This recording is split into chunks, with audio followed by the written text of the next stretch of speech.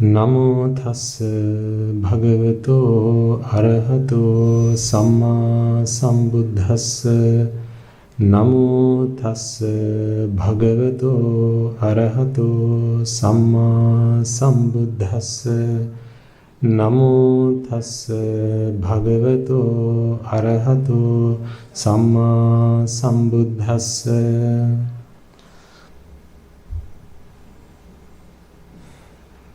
Now I believe that you're all here with a clear purpose. That purpose must be your one and only resolve. For the duration that you're going to be here, folks, I ask you to forget everything else that's happening in your lives.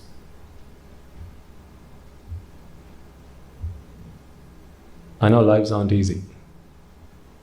I've been there, done that. Bought the t-shirt. So I know what it's like. But you have come here to make a huge investment of your time, when there were a million other things you could be doing right now. But as with anything in life, to get a good return with something, you have to put yourself, how much percent? 20? 20? 100. Okay. 100%. 99% doesn't cut it. 100%. All the other problems that you would have had in your mind as you left home, leave them behind. Leave them outside this door. Don't worry, they'll be there to collect when you leave. I assure you, we will not take away any of your problems.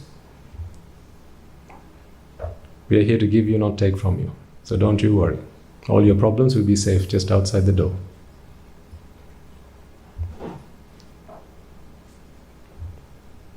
But you must all come here with an open mind. I like to appeal to the intellectuals.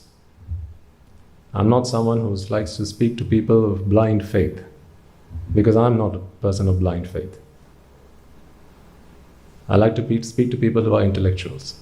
Intelligent people who will not take things at face value, who will always analyze things, and with common sense try to make sense of what it is we're talking about. And through the application of these principles into your life, you will begin to see the truth.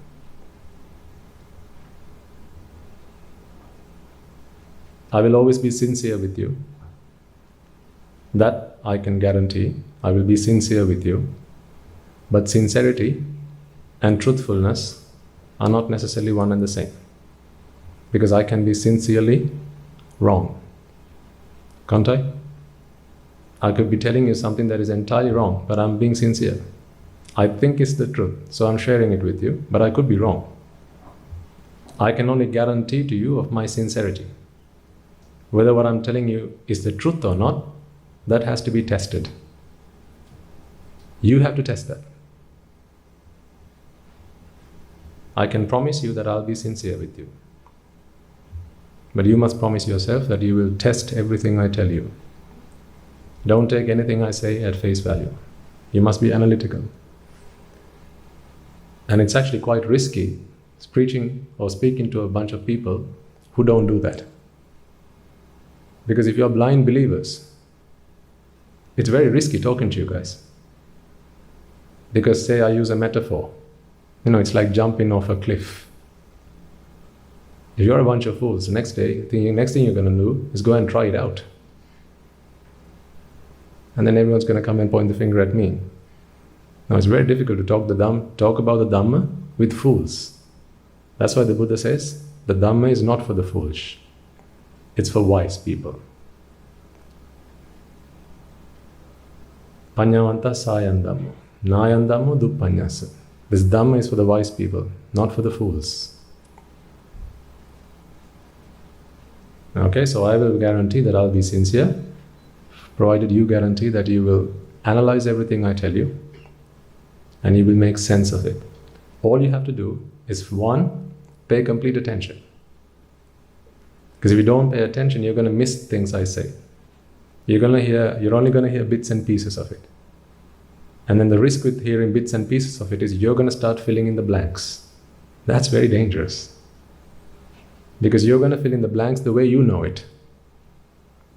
That's a very risky job.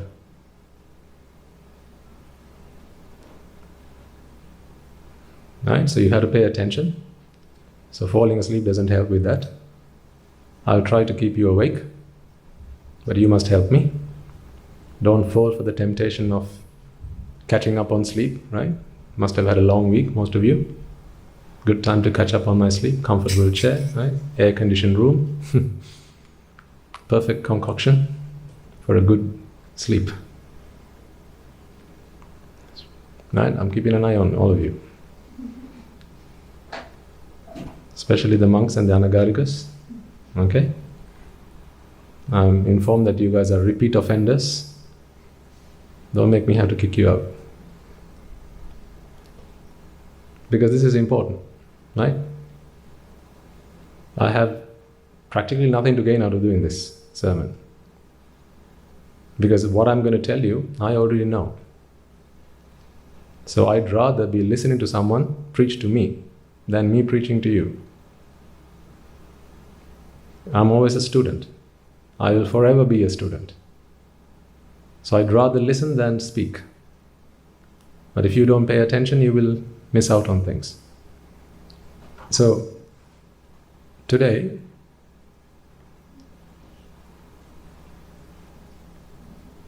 I want you all to leave. No, don't worry, I'm not going to stop the question there. I want you all to leave with a good, clear understanding of the fundamentals of Buddhist philosophy.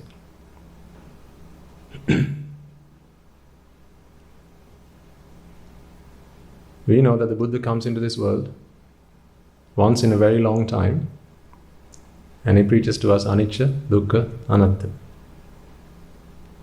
The entirety of Buddhism, if you were to summarize it into 3 words, it would be anicca, dukkha, and anatta. Various misinterpretations down the line, going back to history, completely threw us off tracks. The reason it's very rare to find an arahant these days, or even noble ones, anagamis, sotapannas these days, is because a lot of this teaching got misinterpreted. People started to fill in the blanks the way they knew it. This is why I say don't fill in the blanks. If you pay attention properly, then there won't be any blanks for you to fill.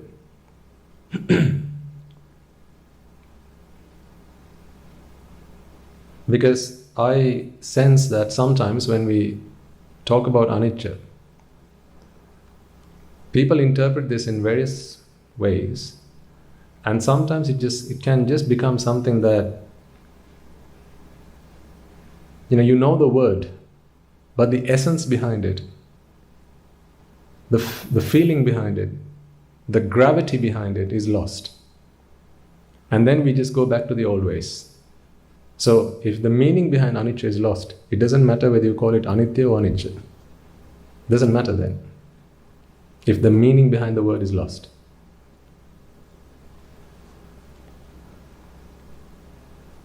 This is very important.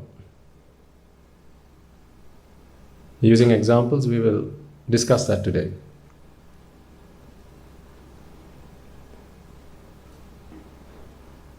You've all heard of the Big Bang? So there's a theory that the entire universe was once a single point, a singularity, and at one point this singularity exploded, and that was the Big Bang, and the entire universe as we know today is a result of that, right? So if you went back in time many billions, if not trillions of years, and you reverse the time, if you were to reverse time, you'd go back to this singularity, this one point in the universe. If you were to think of Buddhist philosophy in the same context, rewind, or rather collapse all of Buddhism into one word, and that would be anicca. So where there's no anicca, there's no Buddhist teaching. Buddhist teaching does not exist where there is no anicca. Where there is Buddhist teaching, there has to be anicca. It's just a simple word. It's not a long word, it's a very simple word. But the meaning behind it is very profound. Reason you and I are still in samsara is because we haven't yet fully grasped the meaning behind it. The day you completely grasp the full meaning behind it, and the day you have completed your application of it, is the day you have completed your journey in samsara. You will no longer travel in samsara. When the Buddha was asked, what does one have to do to attain Sotapanna? He said, contemplate on anicca dukkha anatta. And then when asked, what does one have to do to become a Sakrudagami, and an Anagami, and then an Arihat? He kept on saying, reflect and contemplate on anicca dukkha anatta. And even for an Arahant, the Buddha's advice was, contemplate on anicca dukkha anatta. So you can see the significance that even the Buddha laid out on these three terms, anicca, dukkha and anatta. You know for a fact that your grandparents didn't get this. Right? They came into this world at the wrong time. What a pity. Had it not been for anicca, I wouldn't be here today. I wouldn't be a monk today, had it not been for that. I'd be living the life that I was used to and just going on various pursuits. It may be that your great-grandchildren will miss the boat as well. It may be. Perhaps this is a very short resurfacing of the true Dhamma. You know how many obstacles there are in terms of getting this Dhamma out. Right? To people. Every time we open our mouths, right, there's a whole bunch of people coming and saying, shut up. You don't know what you're talking about. Everyone wants us to shut up. And that's acceptable. Because what we propose is a theory to bring existence to a close, existence to an end. Because existence is problematic. But for those people who don't see that, existence is problematic, they want to exist, but exist happily. People want to exist happily. In other words, they want to be and happy at the same time. So, be happy. Let's all be happy. The thing is, the two words cannot exist. They cannot coexist. You can't be and happy at the same time. You can either be or you can happy. See, there isn't even a word that you have to use the word be before saying happy, because that is all the world knows. Right? Language is a construct to enable people to communicate. People who live in this world to communicate. That's why you need this preposition before the word happy. You can't just say, I'm happy. Let's all happy. You can't even say it like that. It just sounds wrong. Because people's philosophy of happiness is to be and happy at the same time. Be happy. But this is why whenever we talk about something that brings existence to an end, people just don't get it. And those who don't get it, then they start to fear, they start to worry. With the upcoming political changes in the country, the upcoming elections, who knows what can change. I'm not here to talk about politics, but what I'm saying is, the country's future can go anyway. We can't see the future, we can't foretell the future. So it may be that whoever, let's say, comes to power, they take an ultimatum and say, right, that's it, you shall no longer preach the Dhamma. You can only talk about the conventional teachings that everyone else does. They stopped us from leaving the monastery. It may be that at some point they'll say, right, you can't preach to people. They can come and offer you alms, but you can't preach the Dhamma if you're going to be talking about anicca dukkha anatta. So while we still can, let's try and get this.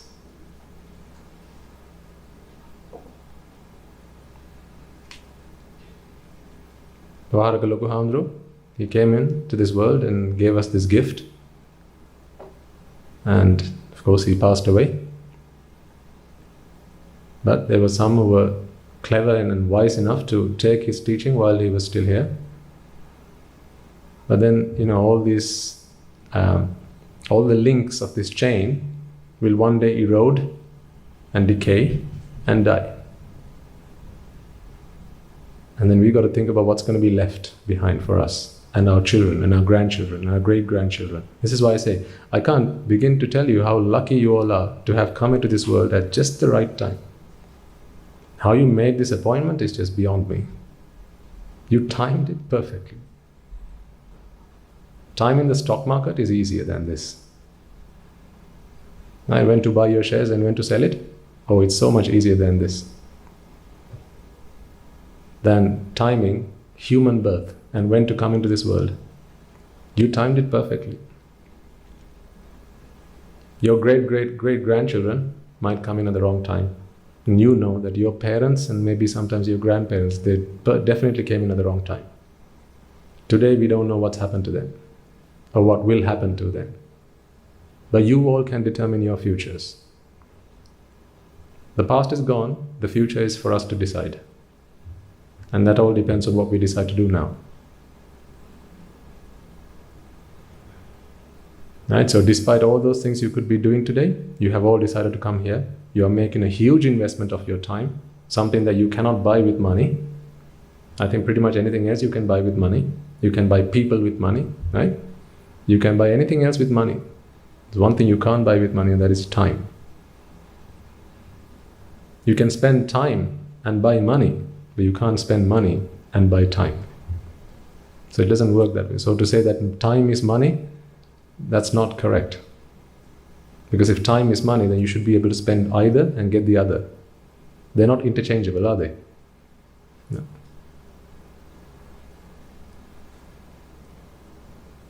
Some of the things I'll be talking to you about today can be quite subtle, right? So you have to pay attention, good attention.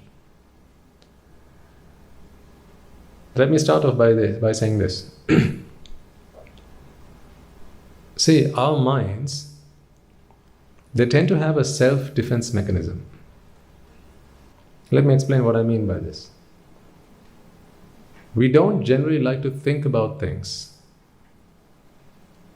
that we don't like to think about. So unpleasant things we don't like to think about.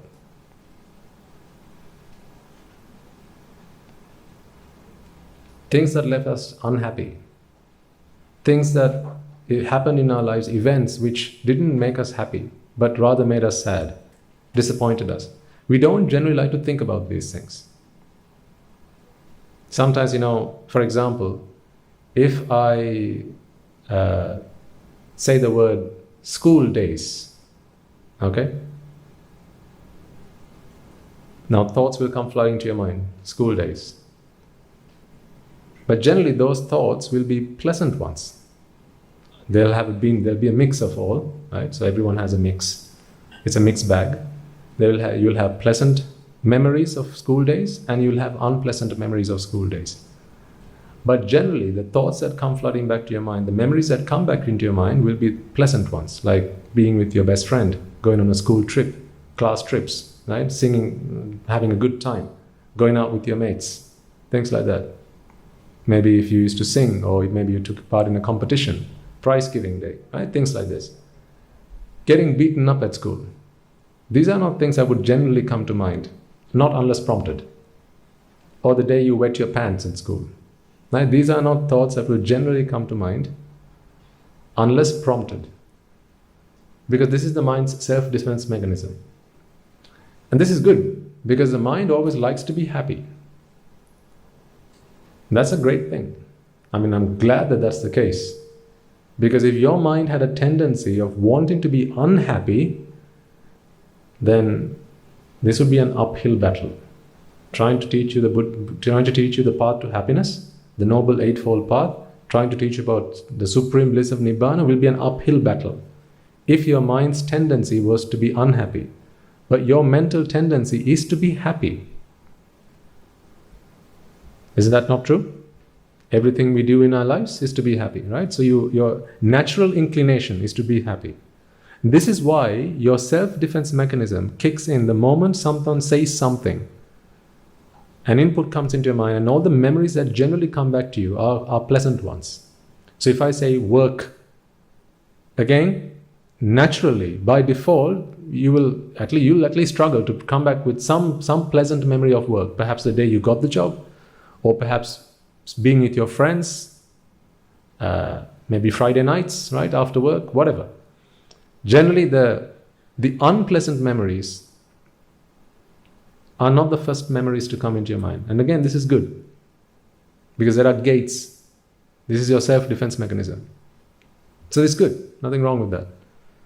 And also, we humans have a tendency to forget bad events, bad memories, right? Bad events that might have happened in life, things which made us disappointed.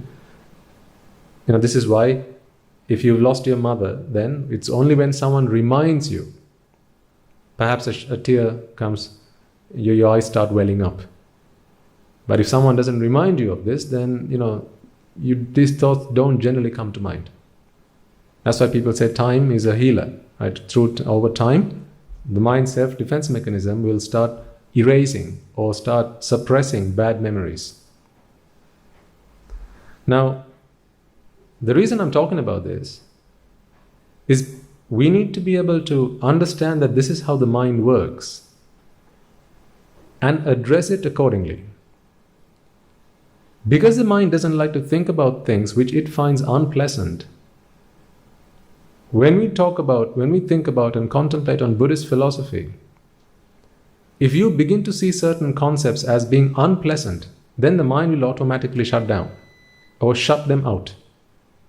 So for example, that there's a practice that is called meditation on the impurities. You will have come across this, meditation on impurities. This is the English interpretation of Asubha Bhavana, impurities. So people I have identified in recent times, 32 parts of the body which they claim to be impure, right? So hair, nails, teeth, skin, and various other parts of the body. And they say these things are impure, as in dirty, ugly, ugh, right? And therefore, you focus and contemplate on the fact that these things are dirty. Shouldn't touch, they're kaki. Don't touch them. This is the meditation on impurities. The problem is, you have your mind's self-defense mechanism kicks in. And the moment you say, my hair is ugly, is dirty, your mind does not want to think about it in that way. Your mind does not want to think about it that way. Because your mind is naturally positive. It likes to think pleasant things. When think about this, right? As human beings, do you not recognize within yourself as well as in other people that people generally like to hear appreciation from other people?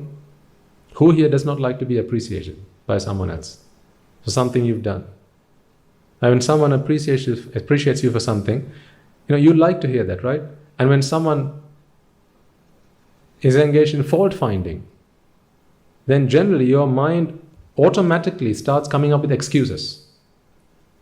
This is why I had to do that. This is why I had to do this. But if someone appreciates you, then you will wholeheartedly accept it.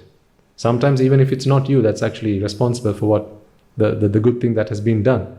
Sometimes in your mind you're thinking, actually it wasn't me that did it. Should I say that it wasn't me but my friend? No, I'll just keep quiet for now. You'll take the credit anyway. But if it's blame, now that's a different story. I'll take the credit, but when it's blame, oh, hang on. Wasn't me. That wasn't me. You're barking up the wrong tree, mister. It wasn't me. Somebody else. Right? Again, this is the mind's self-defense mechanism. The reason for this is we have this me, self, within our minds. For as long as there's a self within the mind, this is, of course, preservation. Preserving the self. You'll always want to preserve the self. The self is given great value. Me, right? Me is a valuable thing. I am a valuable person. So therefore, you should never undermine me. Overvalue me? That's fine. Don't undermine me. Give me more credit than I deserve? I'll take that. Just don't undermine me. I don't like that. So that is the mind's natural tendency. Now, the problem with this is, so therefore, when you start contemplating on the impurities, you're trying to force the mind to look at yourself. Remember that until you become at least an anagami, or at least a sotapanna, and usually it's difficult to break the connection, this mental connection that the body and the mind are not the same thing. In other words, not the body and the mind, but rather the self is a fabricated entity, and this body, this is not the self. Think about this. When you stand in front of the mirror, okay, say you're going out with friends or for a party or whatever, you stand in front of the mirror and then you beautify yourself, do you know? Brush your hair, makeup, eyebrows, lips, whatever, some jewelry maybe. Why do you do this?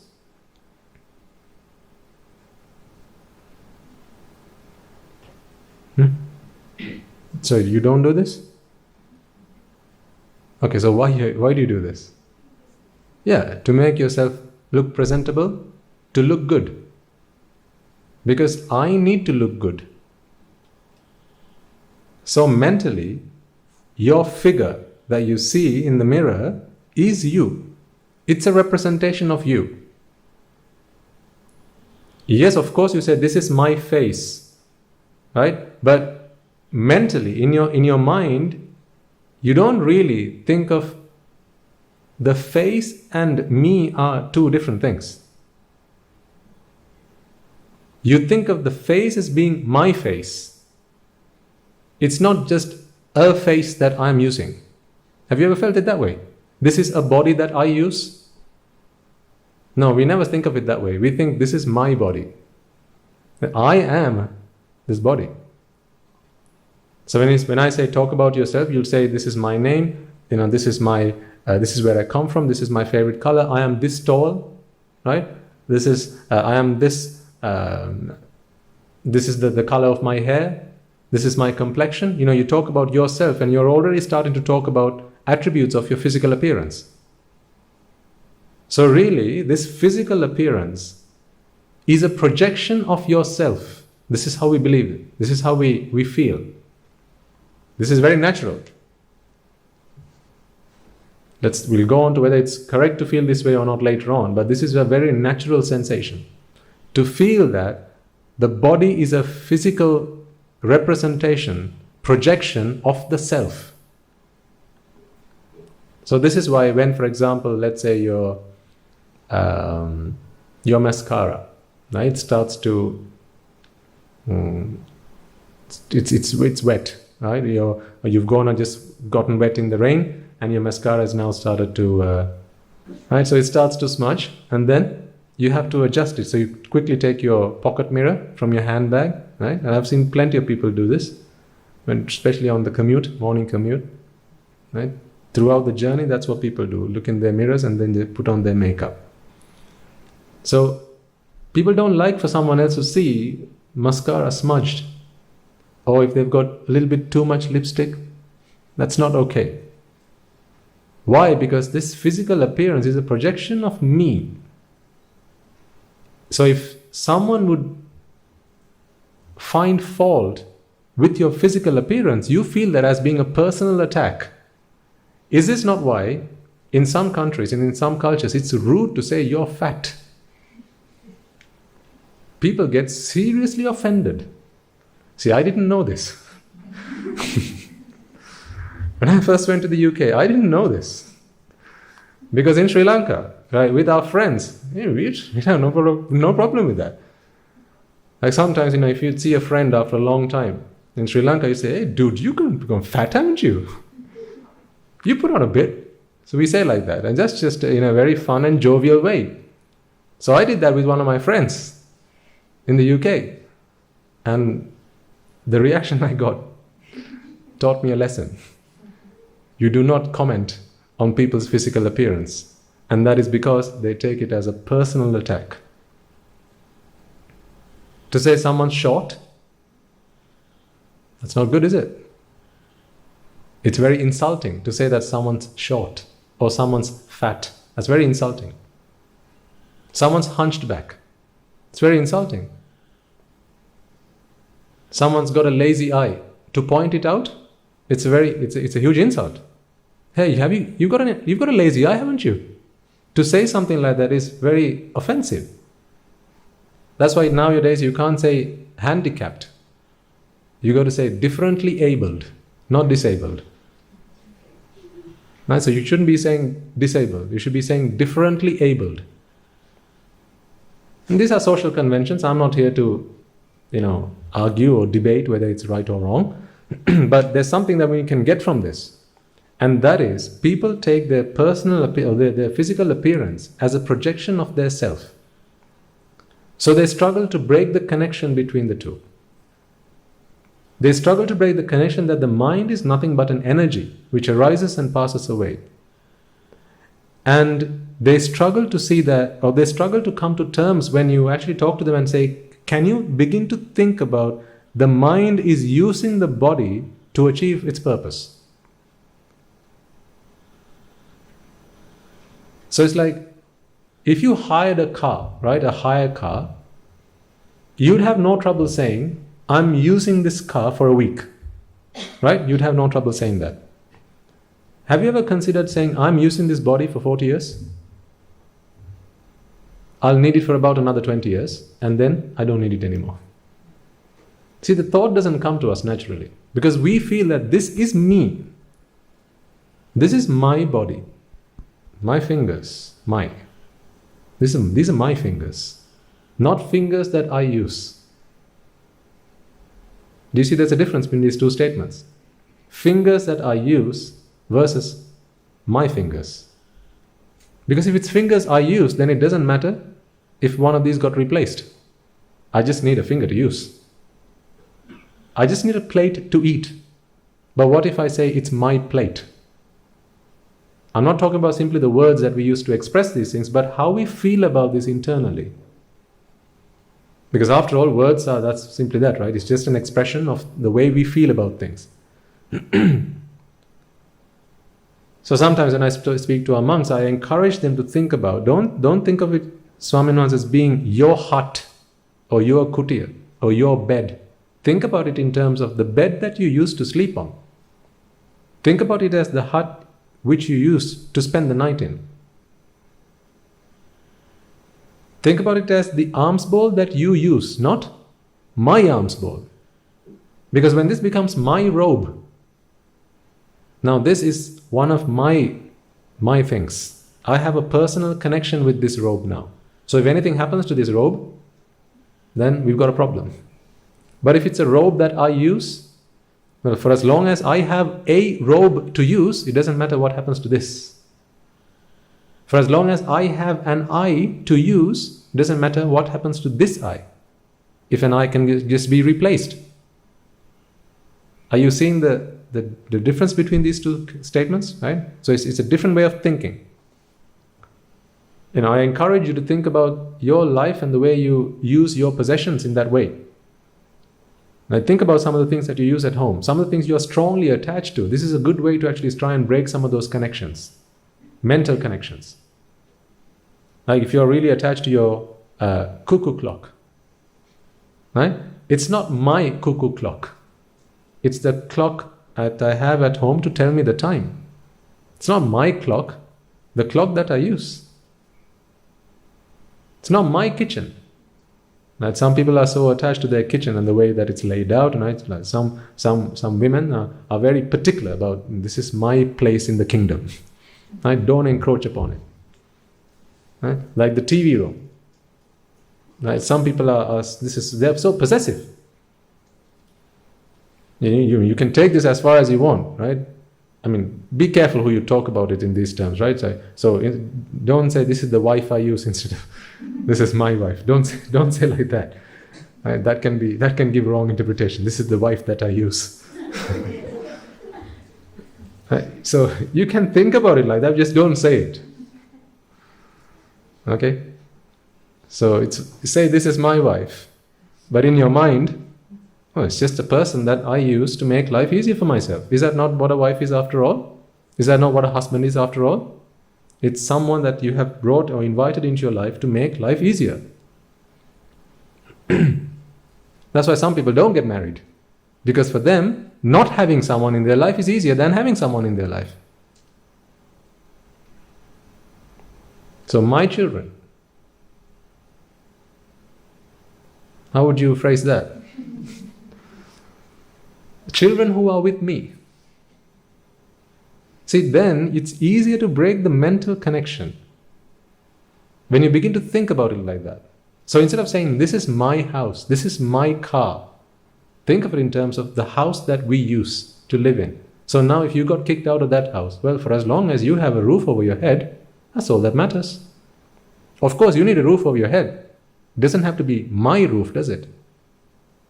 Because with the moment you say something's mine, now you have a link. You have put that lasso and it's yours now. So if something happens to that, then the vibration comes down the line and it starts to hurt you. So I'm not saying that just thinking about that is going to help you all become arahants. But what I'm saying is it's a way to think about life and your material possessions, things that you're struggling to give up. Okay? So I've sidetracked, but the point I was trying to make there is I talked about the impurities. So when for someone who thinks of this body as being their body, my eyes, my hair, my teeth, my skin, right? For them to now start thinking that these things are impure, dirty, revolting, is immediately going to send a shock wave down their mind. It's going to send a mental shock wave. Immediately the minds are going to go shut. I don't like to think about it like that. Because what is this after all? It's an insult. Personally, you're insulting yourself. Dirty hair, ugly eyes, dirty skin, ugly teeth. It's very unnatural. And the same thing can happen when you start thinking about anicca. Just like the mind doesn't like to think about impurities. Rather, this is why we talk about asubha is not being impure, but it's a different meaning altogether, right? We've spoken about that in previous sermons. How asubha is not the contemplation of impurities, but rather the contemplation of nothing is worthy of existence. That is what asubha is. Okay, but we've spoken about that in the past sermons. The point I'm trying to make here is the same thing could happen if you think about anicca as being a very negative emotion. So I want you all to take a moment for now. Just take a moment and when I say the word anicca, be honest to yourself. Okay, so you can't fool yourself here. You got to be honest to yourself. Just ask yourself, when I say the word anicca, what kind of emotion comes to mind? What kind of feeling? Is it a positive or a negative feeling? Just think about that for a moment. When I say something's anicca, I say the world is anicca, mother is anicca, father is anicca. Right? Just think about what kind of emotion comes to mind. What kind of feeling comes to mind? Whether it's a positive or a negative feeling. Usually what can happen is people take a very negative connotation to anicca. That's why when sometimes bad things happen to people, they put a hand on their forehead and go, oh, anicca. Anicca, anicca. Something breaks, anicca. It's anicca. People say like that. So they associate times of suffering or times of disappointment with anicca. This is why I've been very careful in our sermons to, when I try to render the meaning of the word anicca, I've always been very careful to give you the meaning as vexatious rather than vexation. And the two words are worlds apart. Vexation and vexatious are worlds apart. Vexation is a feeling. Vexatious is a knowledge.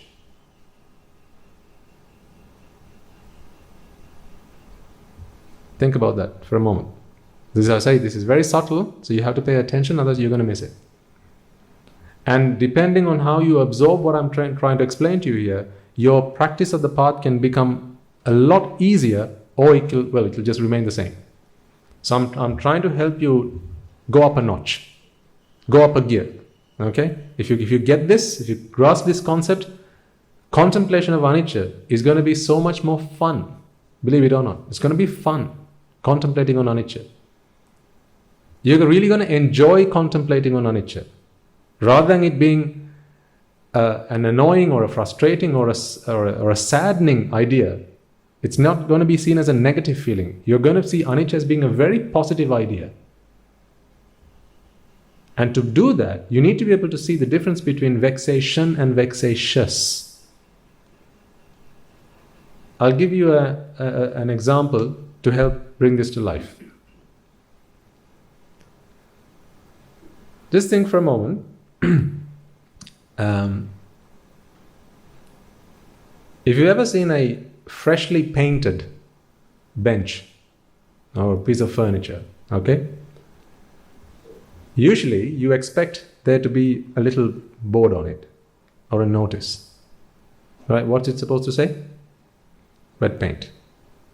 Right? It's supposed to say wet paint. Just imagine there's a bench in a park.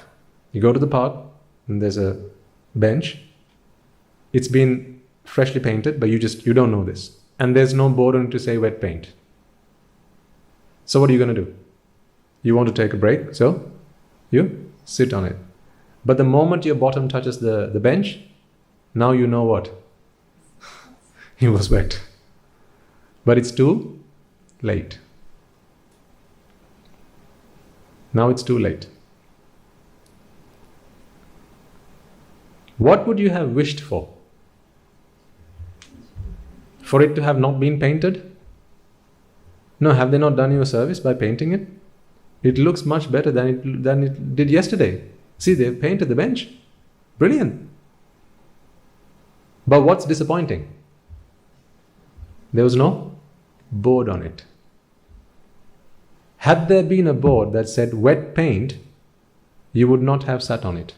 You would not have touched it. Now tell me then, you're feeling frustrated now that you've sat on the bench and you got paint all over your clothes, your hands, right, wherever. You're feeling frustrated, you're feeling annoyed now. Is it because the bench has been painted? Or is it because there wasn't a board on it to say wet paint? Which one? Because it was painted? No. In fact, are you not even happy about the fact that it's been painted? See, someone's done a really good job. How good of them, how kind of them. It's the park that you go to every day, and it's the bench that you sit on every day. So how good of them to come and paint the bench. You're really glad about that. But what's so disappointing, what's annoying, is that they didn't bother to put a board on it to say wet paint. Because there was no board on it, you sat upon it. Had there been a board on it, you wouldn't have sat on it. But you would have appreciated the fact that they've painted it. Now you can't even bring your mind up to appreciate the fact that someone's actually bothered to paint it, because the pain that you're experiencing right now is so overwhelming. It's overbearing that you even forget the fact that someone's taken the trouble to paint it. What comes to mind is this idiot. Why didn't he put a board on this to say that it was wet paint? So all gratitude goes out the window, right? At this point. And anger takes the center stage. See, this is where I want you to see the difference between vexation and vexatious. And I hope that the example will help bring this to light for you. Because there was no board on the bench, you sat down and now you got paint all over your body. And therefore now you're vexing. You're now in vexation. It's a feeling now. You're experiencing the pain that came out of someone's incompetence or someone's indifference. They should have put a board on there. Had the board been put on there, on the bench, after they would have painted it, saying wet paint, you would never have felt negatively about it. Would you? No, here's how you would have felt. Oh, look at that.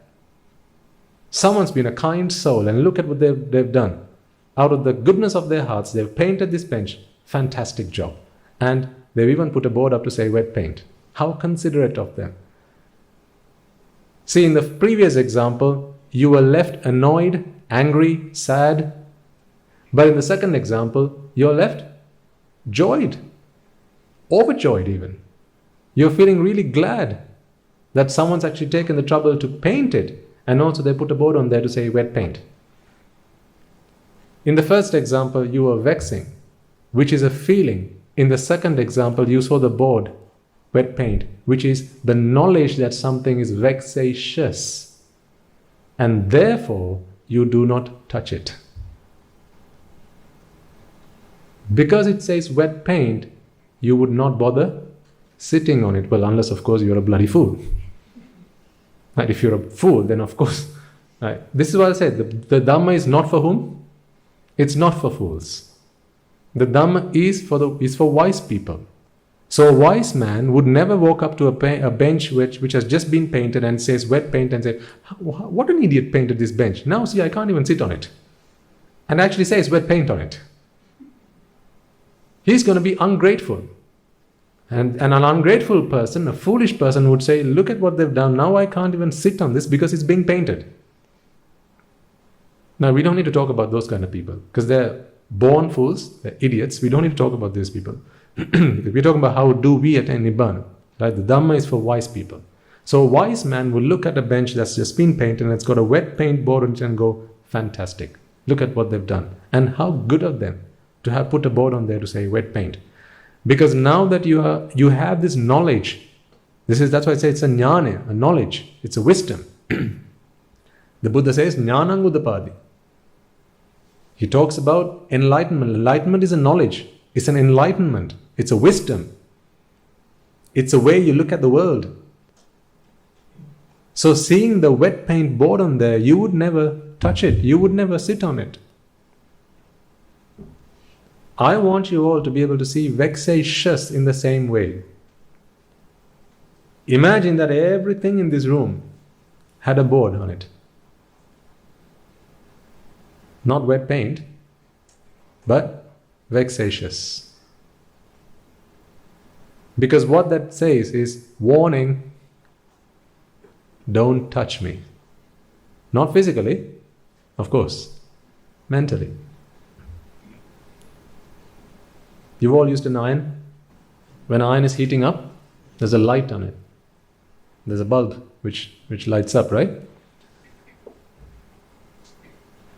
When the light is on, you know that this iron is switched on. So therefore, you're very careful about touching it. In fact, before you touch an iron, you're going to check if the light's going to come on in a moment. Because then that's how you test if an iron has been plugged in. Who here has ever complained that the light on an iron or the bulb in an iron is on? Who's complained about that? No, you wouldn't complain about that. But what if the bulb goes out? Or if it burns out? That's when you would complain about it, wouldn't you? In fact, you would even take it to a repair shop and get it repaired or replaced. Because what you're saying is, I want to know that the iron is hot. Because that's a knowledge. If I have that knowledge, that prior knowledge, then I will not burn my fingers. See, a knowledge is something that is beneficial. A knowledge is a good thing. Knowing about something prevents you from falling into trouble. This is what anicca is. It's a knowledge. The knowledge that if you touch something, you will suffer. What's the word for touching? Attachment. If you attach yourself to something, you shall suffer. This is what vexatious is. You will vex if you attach yourself. Therefore, vexatious.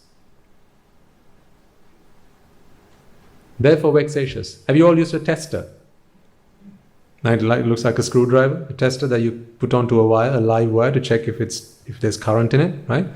If you hold a tester to a wire, a live wire, and the light comes on in the tester, right? So of course, it's being urged via your body. When was the last time you saw a tester light up and you're, what a stupid tester this is. Look, see it's a live wire, now I can't even touch it. That's stupid tester. Why did the light go on? If it didn't go on, I could have even touched the wire. Do you ever feel it that way? Do you curse the tester for the light going on, complaining that had the light not gone on, I could have touched the wire? No. Are you not glad that the light went on in the tester? Because now you know that it's not safe to touch. So if a tester, the light goes on a tester, what do? Smash the thing and then try it again. This time the light doesn't come on and now you go, yes, now I can touch it. Is that what you do? No. In fact, if the light doesn't go on, now you're worried. Now you're fearful, aren't you? Because now you don't even know. Let's say you found a tester, right, in an old toolbox. You haven't used it in the last 10 years. Now you're using it to test a live wire. You're a bit dubious. Is the tester working? Because you keep it to the live wire and you're not sure.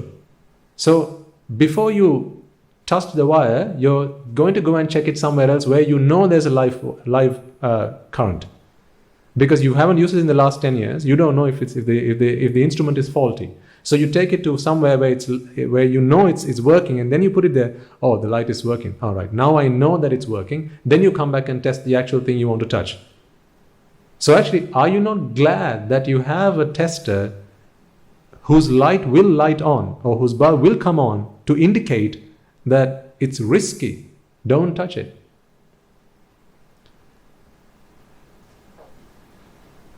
That's what vexatious is.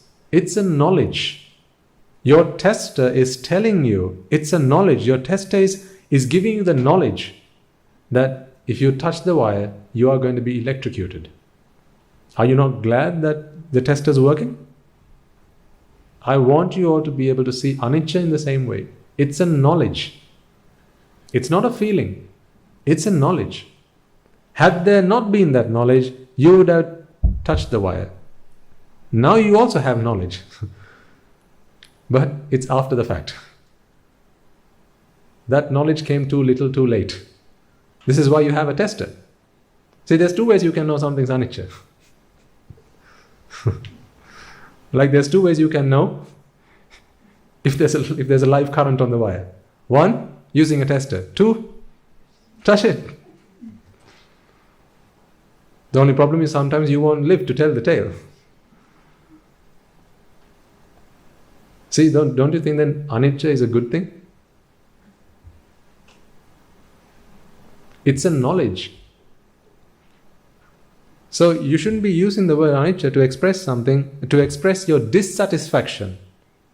Say when something breaks, like Guru Swami Nwaze was saying in yesterday's sermon, I think those of you who were here would have picked up on that. So he said, like sometimes if something breaks, like there's a bottle here, someone rubs on it and the bottle falls down, it breaks. And then people say, anicca.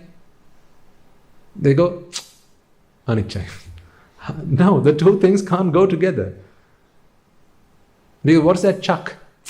What is that? It's a feeling of disappointment. Then you people associate disappointment with anicca. Because now what they're saying is anicca is a feeling of disappointment.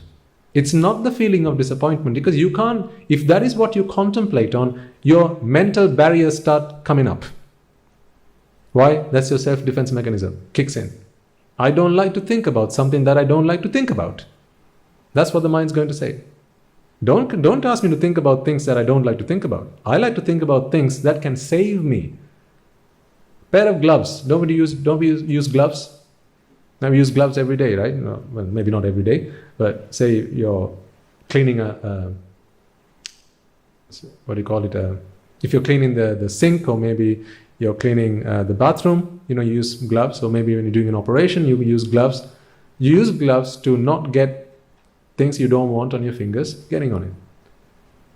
See, the gloves are a brilliant invention which help people to stop their hands from getting dirty. So the gloves are there to help you touching something that you shouldn't be touching. The gloves are there to help you from getting something on your fingers that you wouldn't like to get on your fingers. Who's complained that you found a pair of gloves at home? When was the last time you complained about that? So you might have complained, there's a dead rat in the kitchen. That you might have complained about. But when was the last time you complained that there were a pair of gloves at home? No, you don't complain about that. In fact, you would only complain that there aren't any gloves at home. And there aren't any gloves at home. If there were, I could have used those gloves to get the dead rat out, or to clean the toilet or whatever. I could have used those gloves. But the presence of gloves was never complained about. Similarly, anicca is not something to complain about, because it's a knowledge. It's like a pair of gloves which helped you, or which stops you from getting your hands dirty, which stops you from suffering. It's a knowledge that stops your mind from suffering. This is how you need to look at it. Am I getting the idea across to you? I hope this is making sense, because a lot of people, they think of anicca as being a very negative concept. See, and the problem with this is this, right? When the Buddha speaks about the noble truths, the first noble truth he said was the first noble truth of suffering. Then he went on to say the second noble truth, and he said attachment is the cause of suffering. For someone who sees that anicca is a very negative thing, immediately in their minds, they're going to start battling with anicca. Paticca is okay. Anicca is the problem. This is how people are going to think. I could have touched this had it not been anicca. I want to touch, but the problem is anicca. So touching is okay. Anicca is the problem. That's the wrong mindset. That's not how we should be thinking about it. Touching is bad. In other words, attachment is the problem. So if we think of anicca in a very negative context, then we are going against Buddha's teaching. Because the Buddha's teaching is attachment is the cause of suffering. If we see anicca in the wrong context, we are beginning to think that anicca is the cause of suffering, when it's not. Because then you're going to try to eradicate anicca. No, he didn't say that. He said eradicate the cause of suffering, which is attachment. Now, isn't this what we tried to do in our lives before we found the Dhamma? We kept attachment and we wanted to do away with anicca. Because we thought that, well, we didn't of course know what anicca was, but we knew that things weren't happening to our liking. So we always tried to change it to our liking, didn't we? We always try to change the world to our liking. If your son doesn't or your children don't do their homework, and if that caused you suffering, what did you do? You scolded them, you admonished them, do your homework. Because you not doing your homework is the cause of my suffering. Was that right? No, it's wrong. What we are saying is anicca is the problem. Attachment is okay, anicca is the problem. Not being to my liking is the problem. This is what we used to think. That's because we were looking at anicca in a wrong context. We were seeing it as a source of pain. Actually, no, anicca is not a source of pain. It's a knowledge which is the source of avoiding pain. It's a knowledge that helps us all to avoid pain. It's like a virus guard you put on your computer, which prevents your computer from being infected. So anicca is like a virus guard that you should put into your minds, which prevents your mind from being infected from suffering. It keeps out the bug of attachment. Because if attachment comes into your mind, then you're infected. Anicca is what keeps the bug out. Because you would never attach yourself to something which you knew was anicca.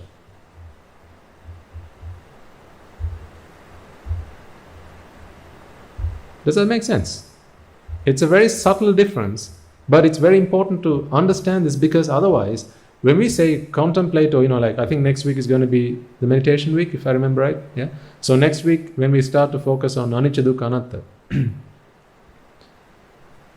the moment you start thinking of anicca, if it's a negative connotation that comes along with it, now your mental barrier is just going to go up again. Oh, it's this anicca, that's anicca. See, if it wasn't anicca, I could have attached myself to it. That's how you begin to feel. See, my child is anicca now. If he weren't anicca, I could have attached myself to him now. No, that's not the way to look at it. That's not the way to look at it. Be glad Be glad that you have the knowledge that your child is anicca. Be glad about it. So really you shouldn't be complaining after the vase fell on the floor and broke. Anicca. That's not how you should be saying. You should be saying the word, you should be reflecting on anicca while it's still completely intact and on the table. You should go and look at it and go, I know that it's anicca.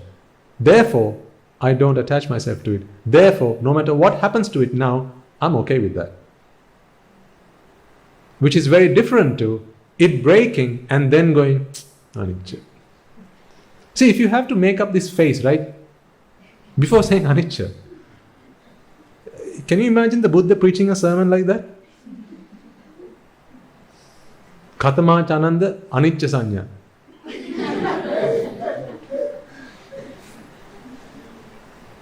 In the Girimananda Sutta, the Buddha asks Ananda, do you know what anicca is?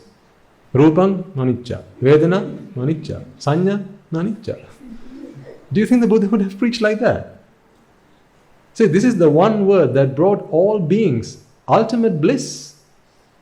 The Buddha is the one who has understood anicca to its entirety. So who's the happiest man you know who's ever lived? The Buddha. So had anicca been something that was quite negative, then the Buddha had to be the person who was always with a long face. He had long ears, not a long face. Or long ear lobes, not a long face. No, the Buddha had a very pleasant face.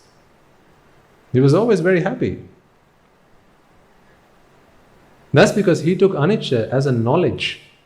The knowledge of anicca is what we need. In other words, vexatious is a knowledge. Vexation is the consequence of attaching to something that without knowing that it's vexatious and therefore suffering as a result of it. So whenever you think about something as being anicca or dukkha or anatta, I'll come to dukkha and anatta in a moment. It's the same principle applies. Right? Whenever you think about dukkha, don't think, dukkha, suffering. No, it's suffering, always suffering. When someone talks about Buddhism, suffering, Buddhism is always suffering, right? Suffering, always suffering. So this is why, people don't even like to talk about Buddhism. Or they don't like to talk with Buddhists.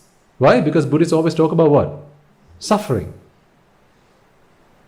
So they say suffering this, suffering that, every time suffering. They are such a negative bunch of people you guys are. People always say that. No, but in real terms, right, there can't be a happier bunch of people than Buddhists. Because dukkha is not the sensation or the feeling of dukkha, it's the knowledge of dukkha. It's the knowledge of dukkha. That's why they say knowledge is power. I didn't agree with that. I used to say, I don't agree with knowledge is power. Knowledge put into action is power. But now I'm beginning to see how knowledge is actually power. The knowledge of anicca, that's power. The knowledge of dukkha, that's power. Of course it's power. Knowledge of anatta, that's power. Without those three knowledges, you will vex. If you don't know that something's vexatious, then you will vex. If you don't know that something is sufferable, then what happens? You shall suffer. If you don't know that something is essenceless, then you will be doing things which are essenceless. Without knowledge, you are powerless. You will suffer. It's a knowledge that we talk about. This is why it's a jnana, knowledge, wisdom. That's why you need the mental factor of wisdom to understand this. You could be the brightest mind here, but if you don't have the power of wisdom, you're not going to get this. You could be an Einstein, but you won't get this if you don't have the power of wisdom. And wisdom comes with merit. Through meritorious deeds you've done in the past, right? The capacity, the capability, the potency for you to be blessed with the mental factor of wisdom is something you bring with you on your birth. And then in the association of noble ones, you get the spark. So that's like the catalyst. And then that puts into motion the mental factor of wisdom. And then it's knowledge. See, being able to think about this, right? A mother would never hand a knife to a young child as a toy or anything, right? I mean, of course, not a toy, but even if a mother would see a young child running towards a knife, what would you do? You pull the child away, or pull the knife away at least. The child and knife shouldn't go together, right? So, children, your mothers will probably still do that with you, right? Knife and child, they shouldn't be together. But adults here, do your parents still do that with you? Whenever your mother sees you walking towards a knife, does mother say, don't go to the knife? Right? You're 45 years of age. Don't go to the knife.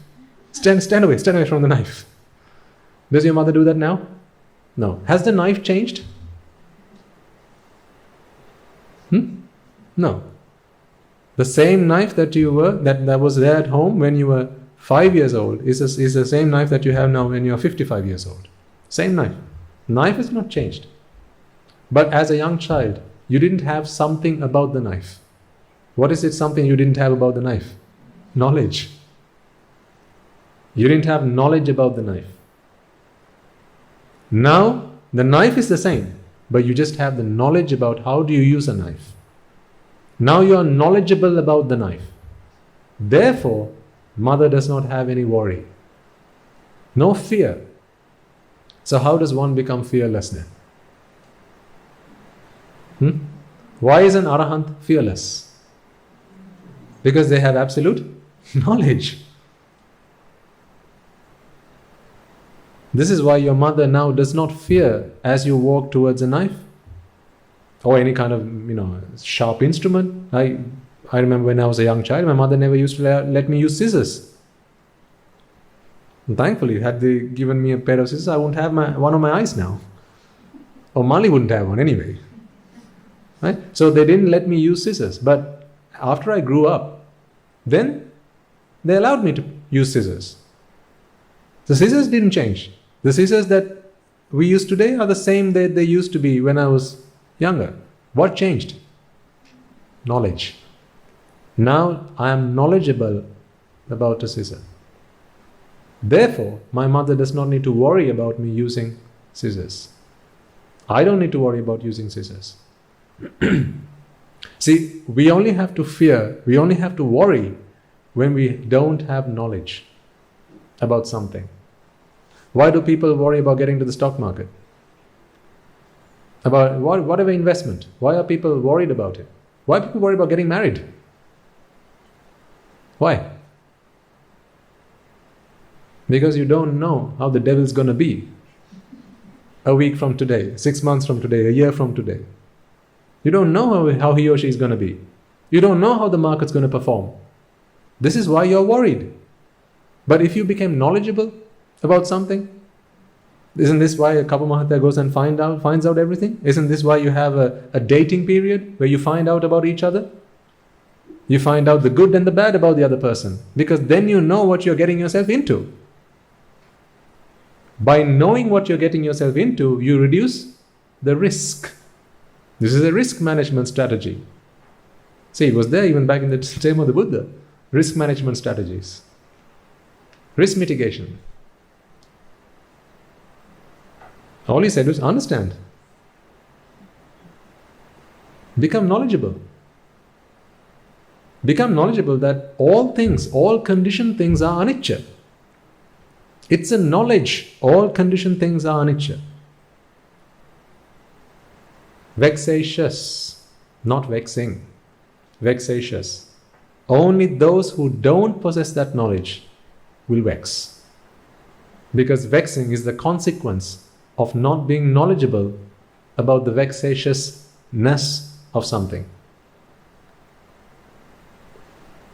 See, now you should be feeling very positive about reflecting on anicca, not negative. You should be glad that you have the knowledge that all of these things are anicca. You should be able to walk up to your child and say, Putha, I'm glad that you are anicca.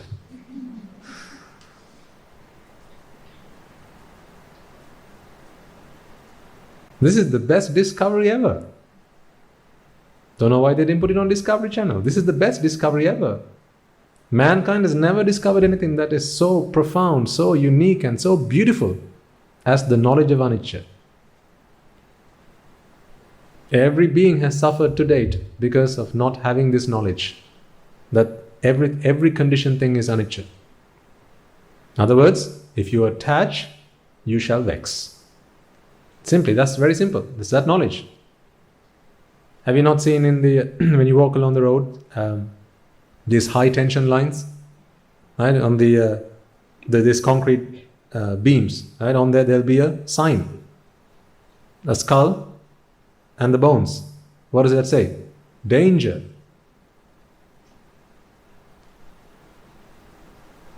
Are you not glad that it's there? I mean, would it not be only a fool who would walk up to that and go, it's dangerous, I can't touch it now. See, now it says don't touch it. Had it not been here, I would have been able to touch it. Was it not a fool that would actually think like that? Had it not been for the sign, I would have been able to touch it. Isn't this sign your best friend? Isn't this sign that's what's going to save your life right now?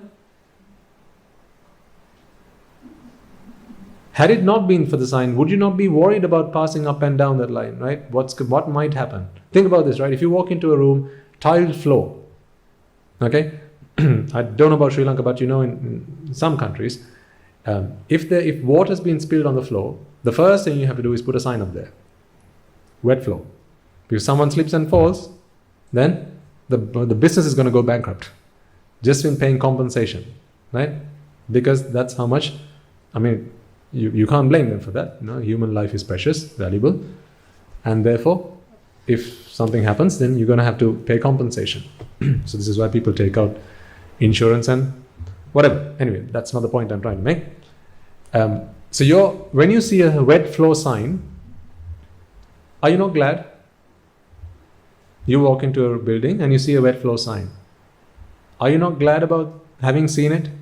Because now you know, if you trust, okay? So listen to what I'm saying here. If you trust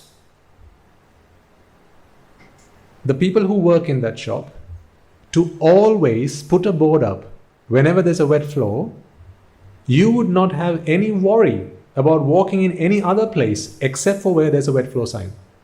Yes or no? Yes. Of course, you need to trust them. If you trust them to put a wet floor sign wherever the floor is wet, then you would be able to walk every other place in the floor blindfolded. You'd be able to walk it backwards, knowing I'm not going to fall. Why? It's not a wet floor. How do you know? Well, there's no sign. I trust them. If ever there's going to be a wet floor, then there's going to be a wet floor sign. If you can trust them, then every other place except for where there's a wet floor, you should be able to walk without any worry, without any fear. Yes or no? Of course. So that sign that says wet floor, has that not helped you to become free of worry and free of fear? Because now you only need to be careful wherever you see the sign. Like when you drive off the roads, right, they have a bend up ahead, school crossing, animals crossing the road, right? Hill, uphill, downhill, zebra crossing, right? These boards, road signs, help a driver. Or do they not? Of course they do. It makes driving that much less risky. Doesn't make driving more risky, makes it less risky. When was the last time a driver complained, there's a zebra crossing sign. Had it not been there, I could have driven fast. That would be a fool to complain about that. Because whether there's a sign or not, what's going to happen? Well, the zebra crossing's up there. Whether the sign is there or not is immaterial. The zebra crossing is there. If it's there, the sign is simply warning you. So anicca is a warning sign. No one's ever complained about a warning sign. Have you not seen fragile stickers on boxes? Are you not glad that they're there? And whenever you see a fragile sign, now you know you've got to be careful when you handle them. Handle with care. Sometimes when they throw boxes at the airports, right? When they transfer luggage from one flight to another, you be very careful about if there's something that's fragile, you'll make sure that they put a sticker on it, or a fragile, right, a sticker on it. Because you want them to be careful.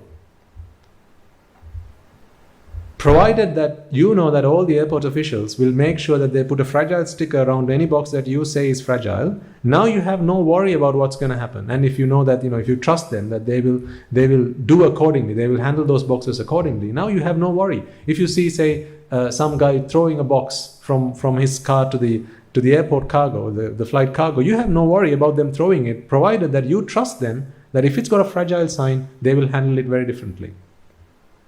See, isn't the knowledge of anicca helping you to become fearless and worry-free? This is how you need to be looking at anicca. It's a warning sign. And a warning sign is a blessing. Don't touch or you shall suffer. That's what anicca is. It's a warning sign, it's a blessing. So you mustn't see anicca in a negative context. You should always see anicca in a very positive context. Because when you see it in a positive context, you'll be glad to contemplate on it.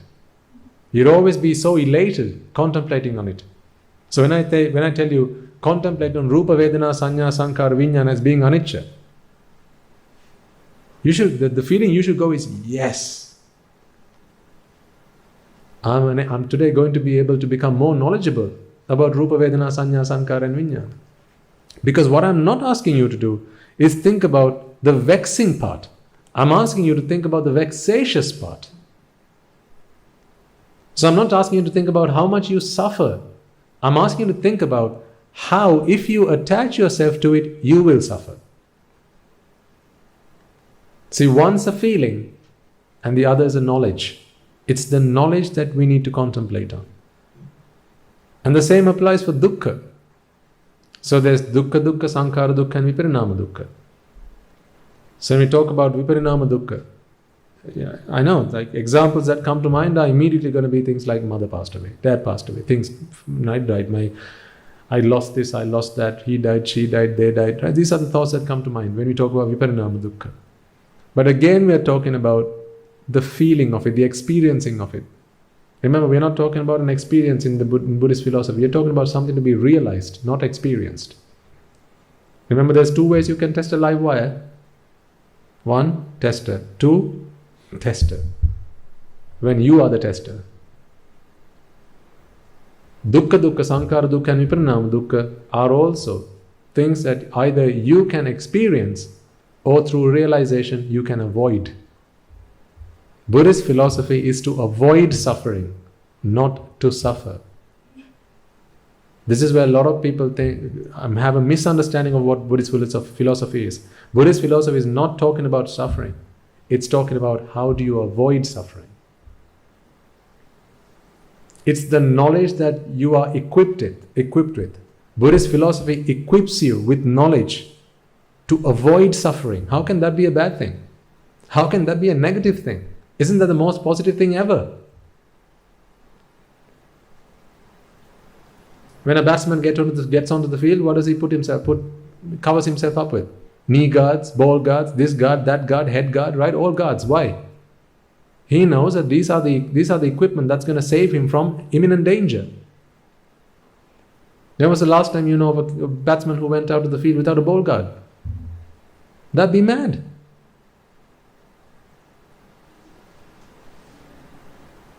So knowledgeable about imminent danger, what he does is he protects himself.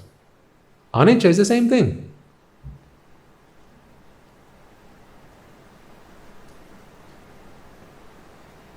It's a warning system. When was the last time you complained that on your dashboard the light went up saying fuel, you need to refill? This stupid light. It says I need to refill. See, had it not been for that, I could have driven. Had it not been for the light, I could have driven past the filling station. See, now I have to stop at the filling station. When was the last time you felt like that? Is that how you feel about it? Are you not glad that the indicator on the dashboard is actually working? Because what is it saving you from? Trouble. I want you to see anicca in the same way. It's a knowledge. It's knowledge to prevent you from falling into the trap, to prevent you from suffering. It's a knowledge. That's got to be your dashboard. Anicca, dukkha, anatta. So in your mental dashboard, whenever you see a sight, a sound, a smell, a taste, a touch, it comes your way into your mind, your mental dashboard should light up anicca, dukkha, anatta. Now in your mind's dashboard, imagine your car dashboard, right? It should light up in your mind, anicca, dukkha, anatta. And you should be glad that you are now equipped with this knowledge. Equipped with this knowledge, now you can avoid falling into the trap. You can prevent suffering. That's what this is for. This is why I say Buddhist philosophy is an insurance plan. It's an insurance plan. An insurance plan helps a businessman from going bankrupt in the event that something happens. Now, employee liability insurance. If an employer gets hurt, falls, right? Employee liability insurance prevents the businessman from going bankrupt. You take out mortgage protection insurance. So if something happens to you, then you don't. The house doesn't get forfeited to the bank. The insurance plan pays up. Car insurance. Your car gets repaired, so you don't have worry. You don't worry about driving your car up the road because you have insurance.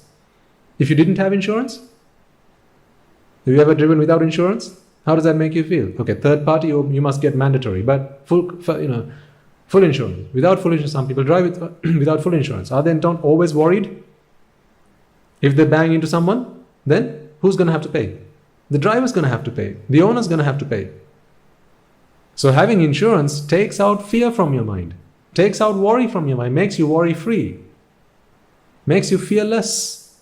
This is how an arahant is, someone who is fearless. Not that they become superhuman all of a sudden. They are now fully 100% equipped with the knowledge of anicca. Fully equipped with the knowledge of anicca. Now they know fully well, anything I touch turns to gold. Wake up. Anything I touch, what? Brings me suffering. Brings me suffering. Anything I touch brings me suffering. So fully equipped with that knowledge, what do they not do? Touch. In other words, attach. Anything I touch is going to lead me to dukkha dukkha. Sankhara dukkha and viparinama dukkha. So provided I don't touch it, then that's it. I don't have to suffer. That's a knowledge. One who does not have that knowledge will suffer. What did we do going to school? What did we do at school? We learned. What did we learn? How to live. How to live without falling into other people's traps, without getting in trouble. Right? We learned how to drive. We learned how to tie our shoelaces. We learned lots of things at school. Isn't that a good thing? Because through learning about things, you are able to prevent and avoid pain, suffering, and discomfort, misfortune coming your way. Similarly, Buddhist philosophy is a knowledge. Equip yourself with that knowledge, and you will be able to avoid and prevent any suffering from coming your way. That is what this is about. For someone who doesn't see this in this way, they are going to think that anicca is the problem and it's okay to paticca. That's the wrong mindset. Because then what we are thinking is something that is completely against what the Buddha taught us. The more you become knowledgeable about anicca, the less you attach. Because attachment is what causes suffering, not anicca. See, again, and the other point is, sometimes when I especially talk to newcomers or people who don't generally listen to sermons, and I ask them, what do you fear about Buddhism? And that's a question I have to ask nowadays. What do you fear about Buddhism? Right? Sometimes the response that comes back is, I'm going to have to let go Swaminathan. You're talking about letting go, so that's the problem. I don't like to let go. See, people think that you have to let go of things that you like. And I want you all to be careful when you talk to your friends, maybe, right? When you try to introduce them to Buddhism, in fact, never use the word let go. When you talk about Buddhism, just don't use the words let go. Because the moment you say the words let go, that mental shockwave hits them. Because what people like to do least is let go. People don't like to let go. People like to attach. What we need to show them is that attachment causes suffering. When you show them that attachment causes suffering, no one likes to suffer. They attach because they think attachment brings them happiness. But when you prove to them that attachment causes suffering, now you don't have to ask them to let go. They will let go naturally.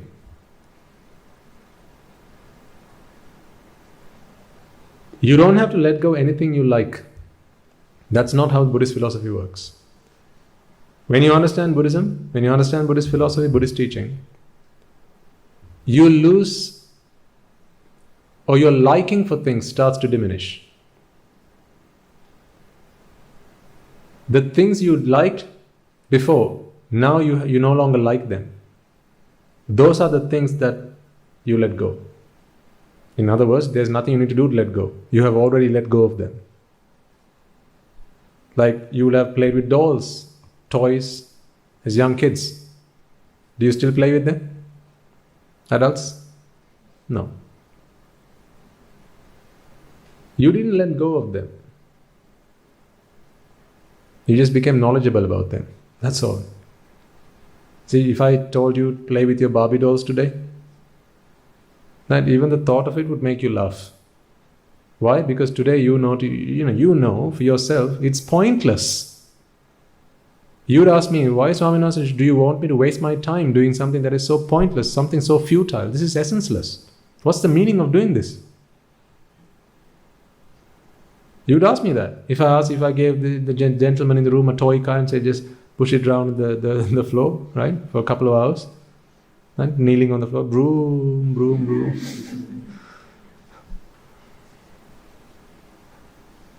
Right? They'd ask me, Swaminathan, what did I do to you to deserve this? Because today, it's not that someone's bent your arm back and forced you to not do it. Today you see that as being essenceless. It's meaningless. You can gain nothing out of it. But as young children, we played with them. Our parents didn't force us to stop playing with our toys. It happened very naturally. Because what happened was we found new interests in our lives. The real truth of the matter is you still play with toys. Right? They're just bigger. I first used to play with small dolls. Now you just play with a big doll. That's the only difference. Right? You used to play with a small car. Now you play with a big car. You used to play with a small house. Now you play with a big house. That's the only difference. Though you used to make play tea. Now you make real tea. That's the only difference. So really, you still play with toys. That's not changed. But what's happened is, now you see no value in doing those things. So the moment you stop seeing value in it, you stop doing it. No one forced you to stop doing it. Agreed? No one forced you to stop it. The moment you lost value in it, you stopped it. The same happens with everything. This is why I ask you not to talk, when you talk to people about Buddhism, don't tell them about letting go. Don't tell them that Buddhism is about letting go. Because immediately they think, oh, I have to let go of my kids and my husband and my wife and my house and my job and all of these things I have to let go. Mental barrier. Self-defense mechanism kicks in. I don't want to let go of things, all these things that make me happy so much. I'm a proud father, people would say. Look at me, I'm a happy wife. Why should I let go of my family? Look at my collection of Mercedes Benzes. Why should I let go of all of these things? This is what makes me happy. I'm a proud Mercedes owner, they might say. So the moment you say let go, it's like an earthquake trembling under their feet. This is when people start to fear Buddhism. It's not about that. Don't use the words let go when you're talking about Buddhism, especially to newcomers. Talk to them simply about finding happiness. Because that's what everyone likes to do. Seek happiness.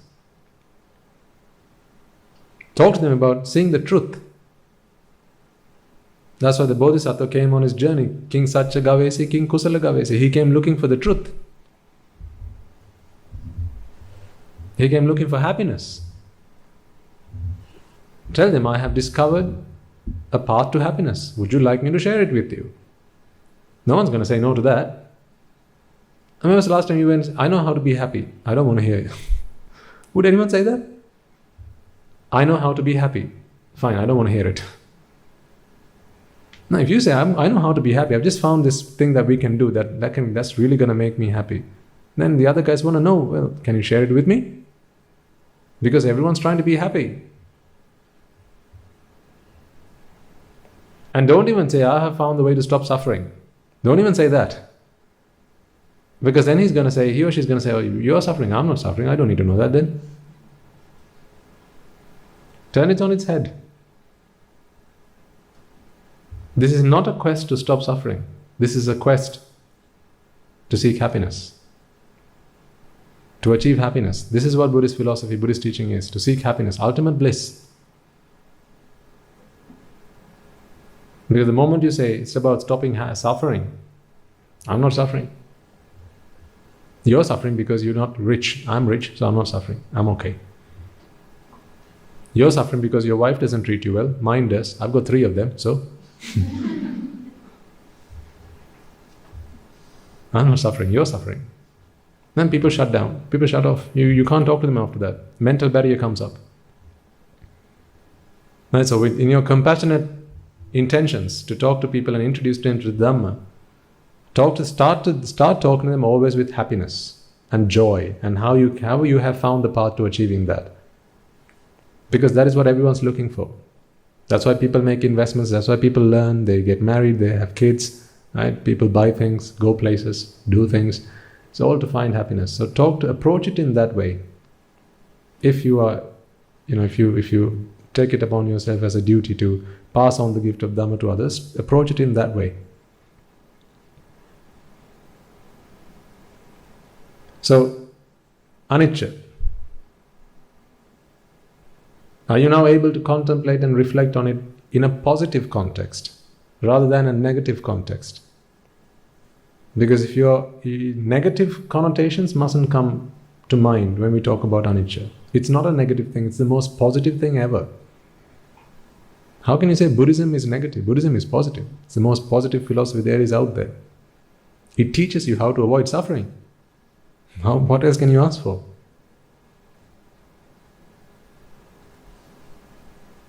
Anicca is a warning sign. Anicca is a blessing. It's the best news I ever got. It's a knowledge. It's wisdom. It's being informed. It's intelligence. Anicca. It's telling you that if you attach, you will suffer. Knowing that, you will no longer attach. Remember, attachment is the only thing that we need to let go. Not anything else. Don't let go of anything else. Not all the skills that you might have learned in your trades, right? Whatever skills and talents that you might have picked up along the way. Don't let go of any of that. Attachment is the only thing you need to let go. So, for example, if you are good at time management, don't let go of that. That's important. Keep it. If you are a good communicator, then should you let go of that? No, keep it. How about if you know how to bake a cake? Ooh. Surely that you must let go. No. Knowing to bake a cake, what's the connection to suffering? What's the connection? Absolutely no connection. Attachment is the only cause of suffering. Knowing how to play cricket. What's the connection to suffering? None whatsoever. Attachment is the cause of suffering.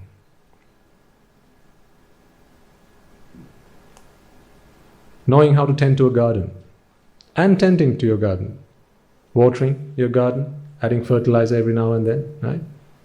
How does that cause suffering? How does that cause suffering? No. Interior decor, right? Some of you may be interested in that. Keeping the place nice and clean and tidy and looking good. How does that cause suffering? Attachment is the cause of suffering. The day our monks become arahants, they'll still come and decorate the room just like this. They'll still be able to do that. It's our monks who do these things. And the day they become arahants, they'll still be able to do it. Beauty is something that is in the mind, right? Now, do you find this beautiful? So there's a conventional agreement on what beauty looks like. Right? There's a convention. People have agreed this is what, like matching colors. Right? When someone says matching colors, you have an idea. We all have a general idea of what matching colors look like. Why do they do what? Or the decoration? Yes. So I'll answer the first question first. They will not see beauty as an arahant. They won't see beauty as an arahant. But they'll know what beauty is, because that's a knowledge. Like, vexation is a feeling, yes. Vexatious is a knowledge. But you also know that if you attach, you will be left vexed. It's like a doctor, someone with appendicitis goes to a doctor. The doctor's never had appendicitis. Could the doctor not treat the patient? Could they not? Of course they can. Because they know that if the appendix is swollen, then this must be painful. How? The doctor has experienced pain before, but maybe through some other problem. Or let's say the doctor's had appendicitis previously, and they've had the appendix removed. Now they haven't got appendicitis, but they know what it feels like to have it. So when a patient comes moaning and griping with pain, I've got appendicitis, now the doctor knows how painful this can be, because they have a recollection of what this is like. So there's not, the doctor's not going to say, appendicitis. What's that? How does that feel? Is that painful? No, because the doctor knows that I've had it in the past, so I know how that feels. Even if they didn't have that particular complication, they will have experienced pain in some other way. So they know what pain is. I mean, why did the Buddha preach the Dhamma after all? Because he knew, just like me, all other beings suffer.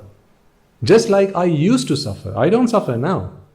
This is the Buddha's thinking. I don't suffer now, but I know what suffering's like, because I remember it. I remember what suffering's like, and I know that all beings still suffer. And that wasn't pleasant to suffer. So therefore I need to help them relieve themselves or redeem themselves from suffering. And therefore I shall help them do that. Like a doctor would treat someone, a patient, for a condition they might have had in the past. So, of course, someone as an arahant would not see beauty in these things, but they will know what beauty is. Having lived in this world, having seen beauty themselves, they will know what beauty is. Now, let's say someone's blind. Okay, let's imagine someone's blind. Having gone blind from a very young age, they might not know what beauty is. I'm talking about beauty in terms of, say, floral decorations. But when we talk about beauty, we are talking about any kind of relief from vexation. If it's through sight, that can be attested to beauty. So just the fact that you're able to see alone itself is a sensation of beauty. Beauty is not the right word to be using in that context, but it's just a relief from vexation, right? But let's say someone's blind, and therefore, see, what is beauty in this country is not beauty in another country, right? We say that a beautiful face has two eyes and a nose in the middle. Where?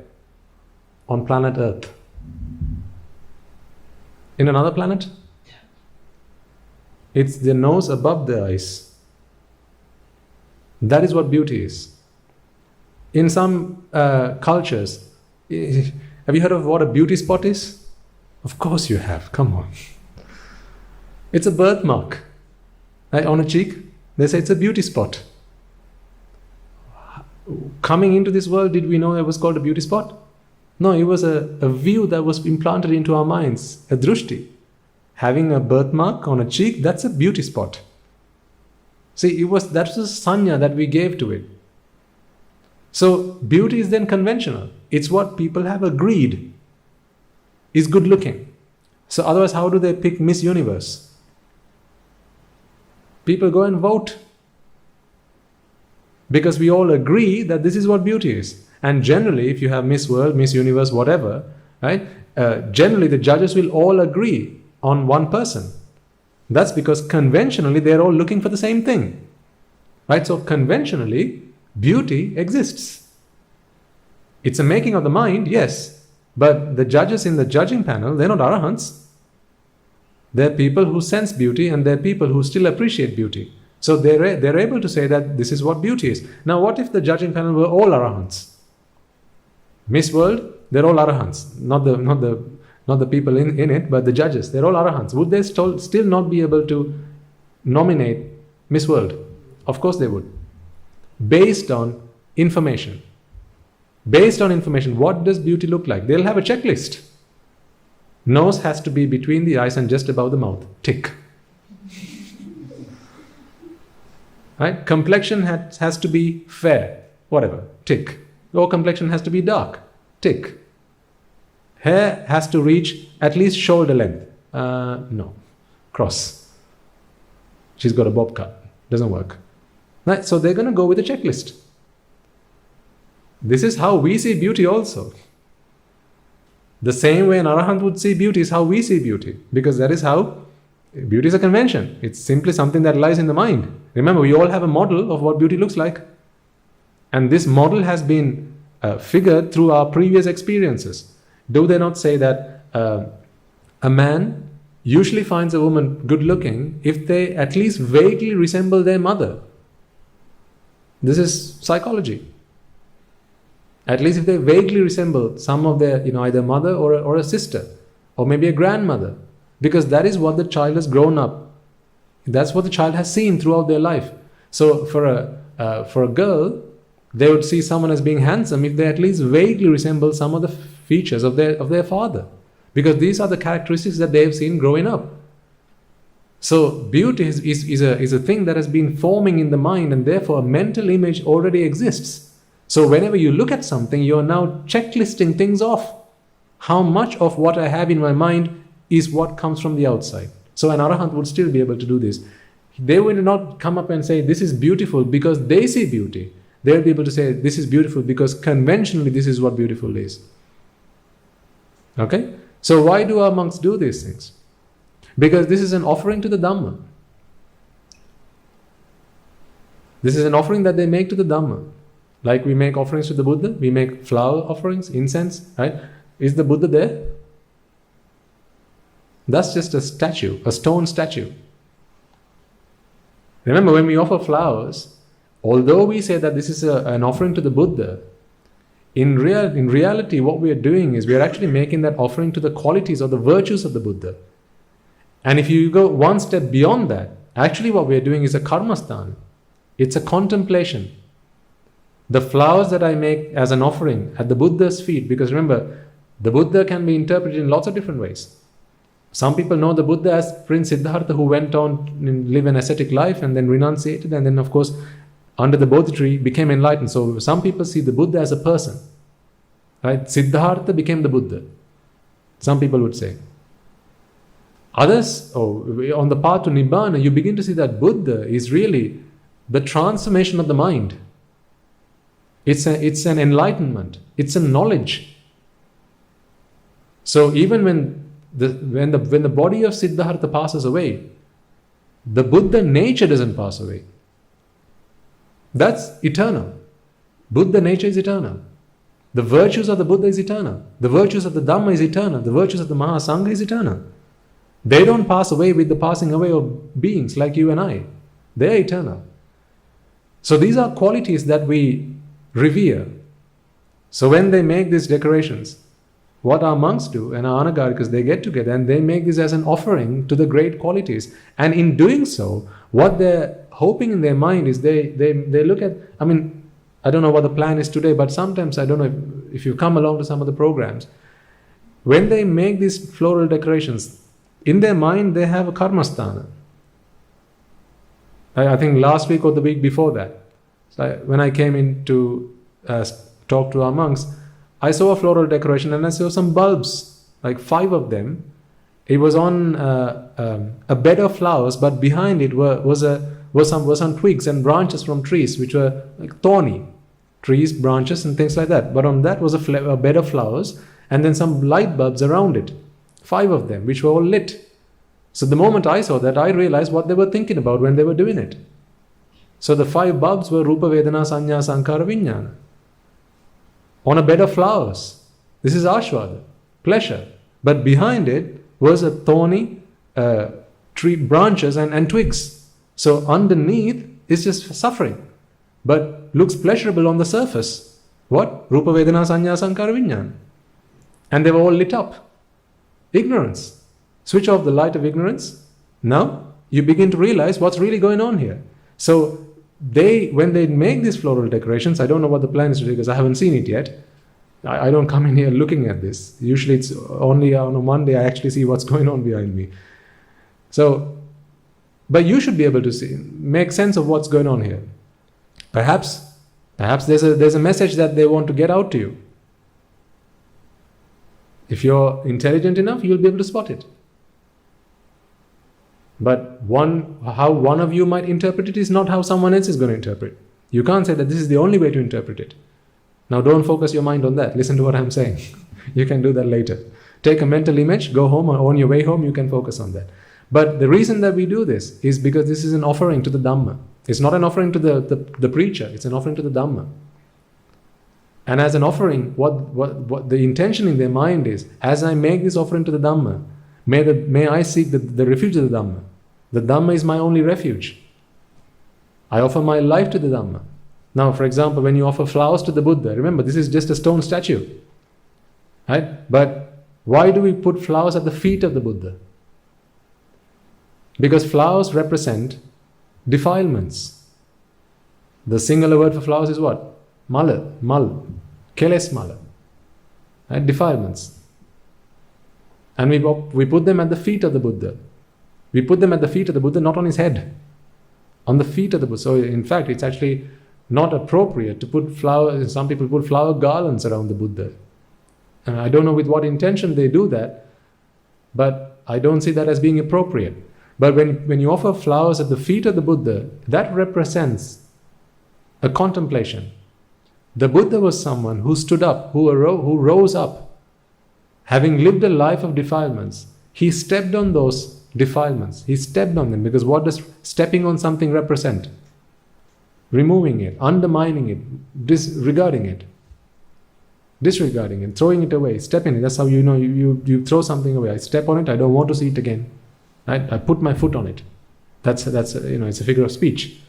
So the Buddha was someone who trampled over defilements. This is why we put flowers at the feet of the Buddha. And just as he did so when you bring a basket of flowers, when we start the sermon, this is what I think as I put the flowers by his feet. I think to myself, just as you did, Lord Buddha, tread over the defilements that took over your mind, and you were great, you became a great one by rising above all those defilements. May I be able to do the same as I make this offering of flowers to you. May I be able to rise over my defilements and become a pure one. So this is what I think.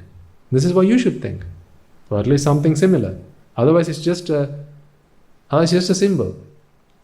There's of course value in that. You will earn merit, but this is how you transform a merit to a kusala, a ping to a kusala, the contemplation of it. So I think we've spoken about offering flowers and incense and water and things like that in the past. But thank you for the question, sir. So it's a very pertinent and valid question. So an arahant is someone who has simply rid his mind of raga, dvesha, moha, which are all manifestations of attachment. Only for as long as attachment is there in the mind will raga, dvesha and moha manifest themselves in the mind. Because raga, dvesha, moha are the fires which burn us. So that's why when we chant the Arya Maitriya, what do we say? May I and all beings in all worlds be freed from the bondage of lust. Or you can say the fire of lust, the fire of aversion, the fire of delusion. These are the flames. Rather than the fire, actually you can think of it as being the flames. Flames arise from the fire. It's the flames that burn us. The flames of the fire burn us because it's the flames that come into contact with us. But you can't put out the flames, you can only put out the fire. The flames manifest out of the fire. So if you want to stop being burned from the flames, then put out the fire. And the fire is attachment. This vexation, which is the result of attachment really. So to put out the fire, you got to put out attachment. And attachment is a result of seeing an anicca world as nitya. This is why, if you remember last week, can you get the screen up, please? Last week I think it was last week, or no, the week before that. There wasn't a sermon last week. I reminded you that the reason that we attach to things is not because they are anicca.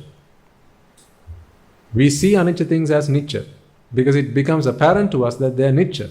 This is the only reason that we attach to things. If we were able to see that their true nature, we would never attach ourselves to them. Again, it's ignorance. What is the opposite of knowledge? Ignorance. This is why I say anicca is a knowledge. So what is ignorance? Not knowing anicca. All suffering leads from this place. So just to remind you again, so we talked about this the week before.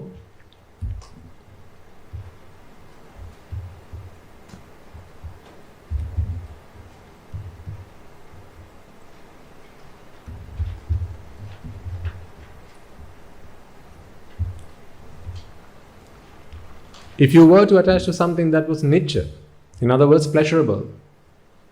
So this is pleasurable.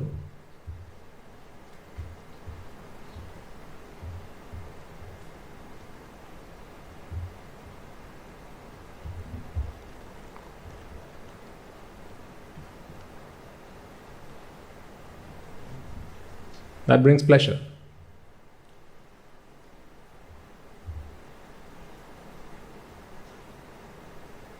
But attachment never brings us pleasure. Okay, that is the truth. If we were to attach ourselves to something that was pleasurable, then we would be able to experience joy and pleasure. But attachment only brings us suffering. So in other words, there is never a time when this statement is true. While logically this statement is true, pragmatically, there's never an occasion in which this statement comes true. It never manifests itself. Logically it's true, but realistically it's never. There's no example of this. You can't give an example of this. So it's like saying if fish had feet, they could run. Well, yeah, true. Logically, yes. But there's no fish with feet. So you can't prove it. Right? So, but this equation, anicca plus attachment equals suffering.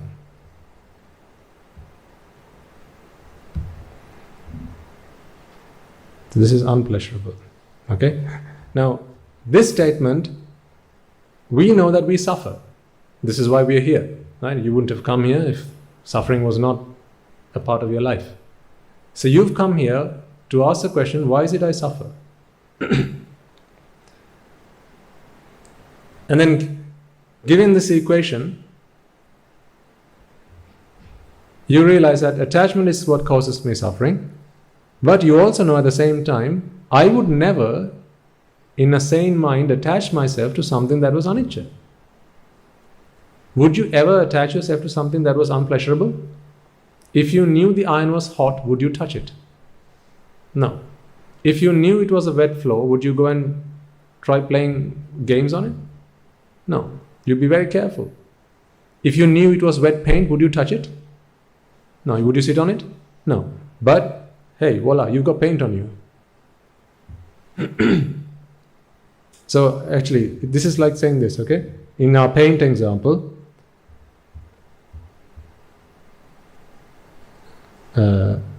dry paint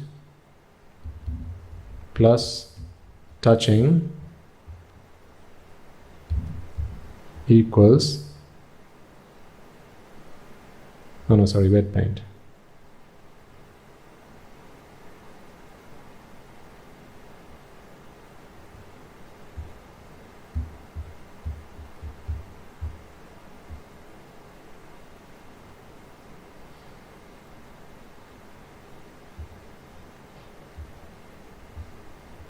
Wet paint plus touching equals paint on clothes. Okay, so we know what that means. Wet paint, and if you touch it, you're going to get paint on your clothes. However, you do know, don't you, that if you knew it was wet paint, you would not have touched it? So now you're finding yourself in a situation where you're looking at your hands and going, hey, I've got wet paint. I've got paint on my body. How did this happen? You're asking yourself. So you sat on a bench. You sat on a bench in the park. You stood up. Now you're looking at your hands and you've got paint on you. Now you're asking yourself, how did this happen? Would you ever have sat on the bench had you known that it was wet paint? No. So had you known that it was wet paint, so in other words, if you knew that this was true, this would never have happened. Yes or no? If this is true, then this cannot happen. If this cannot happen, then this cannot happen. Yes? Yeah. So if this is a 1, then this has to be a 0. If that is the case, then this has to be a 0. However, we are finding ourselves in a position where this is a 1. So I've actually got paint on my hands. And that is because you touched it. So this is a 1.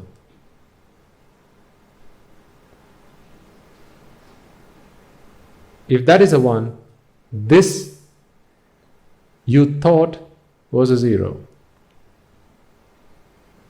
You thought it was dry paint. Because had this been a 1, you would not have touched it. See?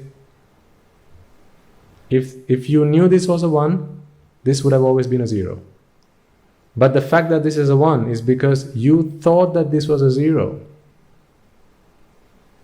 And it's because this is a 0. If this were a 0, then you wouldn't have got paint on your clothes. However, now you know that this is a 1. In other words, you got paint on your clothes. That's because you touched it. And that's because, well, what looked like dry paint was actually wet paint. And that was because the wet paint board was not on there. So really, if you are suffering today, that's because of attachment. But you wouldn't have attached had you known that it was not anicca. Or rather, had you known that it was anicca. The reason you attach is because what is anicca, it appears nicca. So if something is anicca but appears nicca, where's the problem? Knowledge, understanding. It's our understanding, misunderstanding, wrong view. So coming to right view is sammaditthi. This is wrong view, mithyaditthi. So where does mithyaditthi lead to? Dukkha khandasa samudaya hoti. Heaps of suffering. Sammaditthi leads you to nibbana. In other words, simply understanding that it's vexatious, that it's anicca. Realizing that something is anicca is all you need to do. The moment you realize that everything around you is anicca, you would never attach yourself to it. And if you never attach yourself to anything, then there is never going to be any suffering. See how simple it is? That's all we need to do, is simply a change of understanding. You see, if we had to stop attaching, right, that would be incredibly difficult. If attachment is the cause of suffering, which it is, and I said stop attaching yourself. Now you know from life experience that not attaching is not easy to do. If it were, I'll tell you now, stop attaching to your kids. Stop your attachment to your husband, to your wife, to your house, right? And you'll be able to do it. But you know that it's not possible. It's not possible because, well, it's not possible. Because that's not the way to tackle it. You got to remove it from the roots. Otherwise, every time you keep pruning it, it's just going to keep growing. And it's going to be painful. This is why I say, when you talk to people about Buddhism, Buddhist philosophy, don't talk to them about letting go. In real, in real terms, excuse me, no one who's come to the Buddhist dispensation, or even the Arahants, have ever let go of something they wanted. No one let go of anything they wanted. Everything they let go was something they didn't want. I want you to think about what I just said there. In Buddhist teaching, you never let go of something you want. You only let go of things you don't want. Is that hard to do? Let go of something you want. That's really difficult to do. Let go of something you don't want. Is that hard to do? No, it's like, you don't even tell me about it. You don't even have to ask me about it. Let go of something you don't want. See, we're about tackling wanting. Once you address the problem of wanting, then you've already let go. How does that happen? We've spoken about Rupa, Vedana, Sanya, Sankara, Vijnana. Right? You can take it as this, or seeing, smelling, hearing, tasting, feeling. You can take it that way also. So if I say seeing, smelling, tasting, hearing, and feeling, you can contemplate on either of these. So remember, this is not the same. Okay, you can either focus on Rupa, Vedana, Sanya, Sankara, Vijnana, or you can think of it as seeing, smelling, tasting, hearing, and feeling, as in the inputs that come from your five senses. You can approach it either way. We see these as being pleasurable, joyful, and essenseful. Okay? Because we see these as being pleasurable, joyful, and essenseful, ashvada, sapasara, this is when we want them. Or this is when there's attachment. Attachment. When there's attachment, you'll want it. When you want something, the default state is you don't have it, not having. Now what you do is you try to do something to get it. Getting it. This is Abhisankara.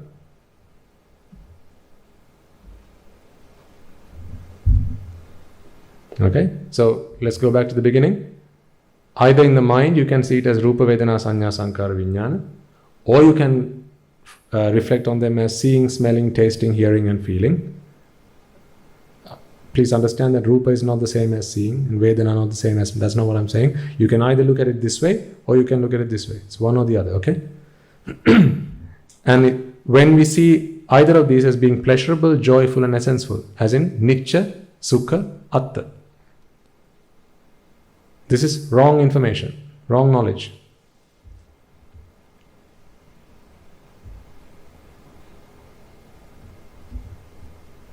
Wrong knowledge. This is the result of attachment. When you attach to something, you want it. Is there anything you want that you're not attached to?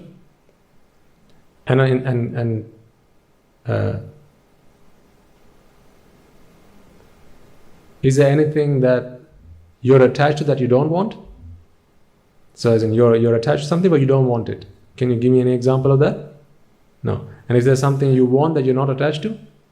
No. So these two things go hand in hand. If there's this, there's this. If there's this, there's this. Right? So if you want something, then the default state is you don't have it. That comes by default, you don't have to ask for it, you just get it. So I want it to rain.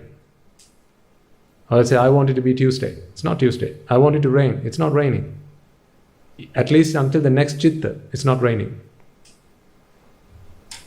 Because the chitta with which you think you want it to rain, it is not experiencing rain right now. At least you have to wait till the next chitta to arise and bring in the information that it's raining out there.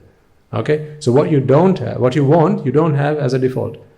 Through abhisankara, and that abhisankara can simply be can be as simple as opening your eyes. That's also an abhisankara. Opening your eyes to get in the information that you wanted to experience in the world. That's simple abhisankara. Now you've got it. Okay? So the point I was trying to make is, Buddhist philosophy doesn't talk about letting go something that you want. When people talk about letting go, without addressing this side, without addressing wanting, without addressing attachment, when people talk about letting go, what they're saying is, you've got things now. You've got a car, you've got a wife, you've got a job. Let go. Don't keep attached. You don't keep on to them. Don't keep holding on. Just let go of them. So what they're saying is, give up all of these things so you can fall back into this state of not having what you want. How does that feel? That's suffering. Like say you walk up to a really successful businessman. You never talk to him about Buddhism. The first thing he asks is, hey, where you go on a Sunday afternoon? Or we go to these Dhamma sermons at the temple. All right. What do they talk about? Letting go. Letting go of what? Everything. Like my car? Yes, like your car. So I should let go of it? Yes, let go of it. Why? Suffering. See, right now he doesn't know what suffering is. So you're telling him, let go. So he lets go of the car. Now what happens? He drops from have it to not having it. Now he's suffering. Now he's scratching his head wondering, hang on, I thought you said letting go was going to lead me to happiness. But now I just don't have it. Now I'm suffering. So Buddhism is false. It can't be true. How come letting go can lead you to suffering, lead you to happiness? It's only leading you to suffering. That's what I say, if you want to still watch TV, watch TV. Don't go and forcefully switch off the TV and tell yourself, I'm never going to watch TV again. Because what's going to happen then? If you still want to watch TV, it's by doing this abhisankara, you are relieved of your vexation. So if you now go and switch off your television and tell yourself, I'm never going to watch TV again, whenever you still want to watch it, but you can't. Therefore, the suffering keeps building up. The pressure keeps building up here. And there's going to be one point where you just can't bear it. And then all hell is going to break loose at one point. And then you're going to switch on the TV eventually and start watching it. And then you're going to be binge watching. You're going to start binging on it because you have been forcing yourself not to do it. And at that point, you're going to feel euphoric. You're going to sense a huge amount of pleasure that you won't be able to break it after that. And then what's going to happen is you're going to start feeling guilty. That's the worst part of it. It's a vicious circle. So don't fall into that trap. Okay, people will tell you, give up. Give up this, give up that, give up the other thing. I tell you, don't. Don't give up anything you want. Give up wanting. Then the whole problem will be solved. Don't give up anything you want, except of course for the 10 unwholesome deeds, the dasa akusala. That, even if you want, give up. If you want to steal, don't steal. Give it up. Don't wait until you don't want to steal to give up stealing. No, give up stealing today. If you're stealing, give up stealing today. If you lie, give up lying today. Don't wait until you want to give up lying. Don't wait until you no longer want to kill to stop killing. No, give it up today, because otherwise the consequences of that are so dire that it's not sensible to wait until you don't want to do it anymore. Give it up today. But everything else, watching TV does not fall into any of the unwholesome deeds. Don't force your children to not play on the PlayStation or whatever. It's not an unwholesome deed. But of course, they are wasting their life. The way to tackle that problem is to teach them that you want to play on the PlayStation. That's the problem, Buddha. Give up the wanting to play on the PlayStation. Now you don't have to give up the PlayStation. Let it be. Let it be. Let the TV be. Give up the wanting. That's why I say, in Buddhist philosophy, we don't let go of things we want. We only let go of things we don't want. Is that so difficult? So don't tell anyone that you should give up things that you want. We only give up things we don't want. When was the last time you regretted flushing the toilet after using it? Why do you never have any regrets about flushing the toilet? Because you're flushing down something you don't want. So you're letting go of something you don't want. Do you let go of it and then get rid of the wanting? No, you've already gotten rid of the wanting, and then the letting go part is easy. You don't have to think twice about it. Like the toys that I said you used to play with. You didn't let go of them and then let go of the wanting part. You first let go of the wanting part, and then letting go of them was not a problem. So let go of the wanting first. Then the physical, material things can let go afterwards. That's why we are not about letting go of things we want. We are about letting go of things we don't want. Only let go of things you don't want. Except, of course, for the unwholesome deeds. There you must let go immediately. Immediately, not tomorrow, today. Not later today. Now. Because those consequences are so severe that you won't live another day to tell the tale of how you should let go of them. That's not the way to do it. They should be let go of today, straight away. And talking about failure, who was here yesterday for the sermon? Okay, so a few of you. I mentioned, or I talked about failure in the morning, which I think is important, so I'll just remind the others who weren't here yesterday. A lot of people see failure again as a personal thing. Like the body, which I spoke about earlier. They see failure as a personal thing. You need to learn to dissociate this personal feeling or taking failure personally. Because otherwise what's going to happen is people are going to start to feel guilty. And there may be those among you who do feel guilty about certain things. Particularly when you come to start listening to the Dhamma, right? And Swami Mahansa start talking about these are things that we have been able to let go. These are things that we no longer need. And through your understanding of the Dhamma, you will be able to let go of these things, and so on and so forth. As we talk about these things, then it may be that sometimes if you still indulge yourself in some of these things, you start to feel guilty. I'm telling you, there's no need for that. Okay, let's say once in a while you take a drink, you take some alcohol. Let's say once in a while. It may be that some of you feel terribly guilty about this. Maybe. I'm saying you don't have to feel guilty about it. Because guilt will never get you anywhere. Guilt is not a positive feeling. It's a very negative emotion, guilt.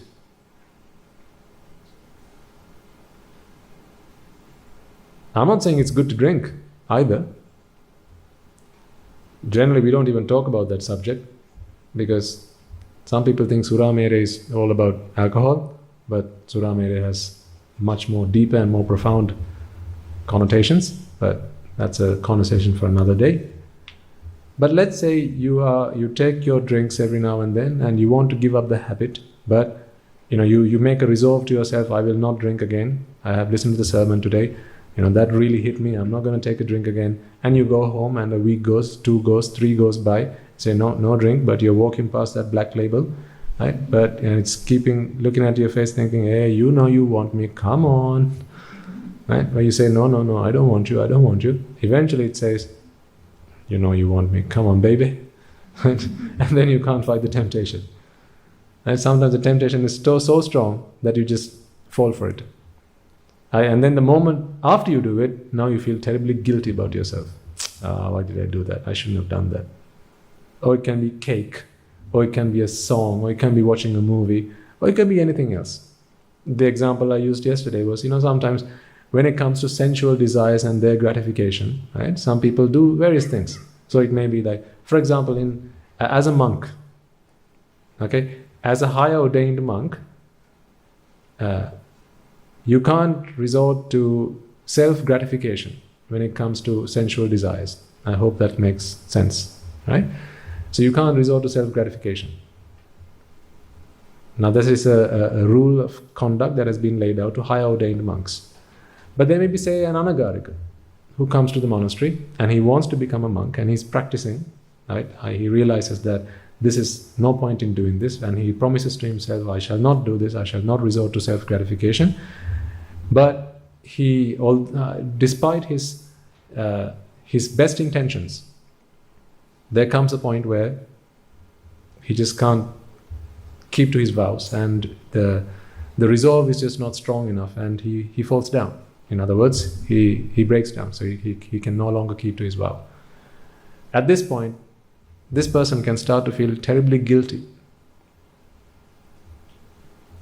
So I think you're all anagarikas. Some of you are at the monastery, some of you are still not at the monastery. I consider all of you to be anagarikas.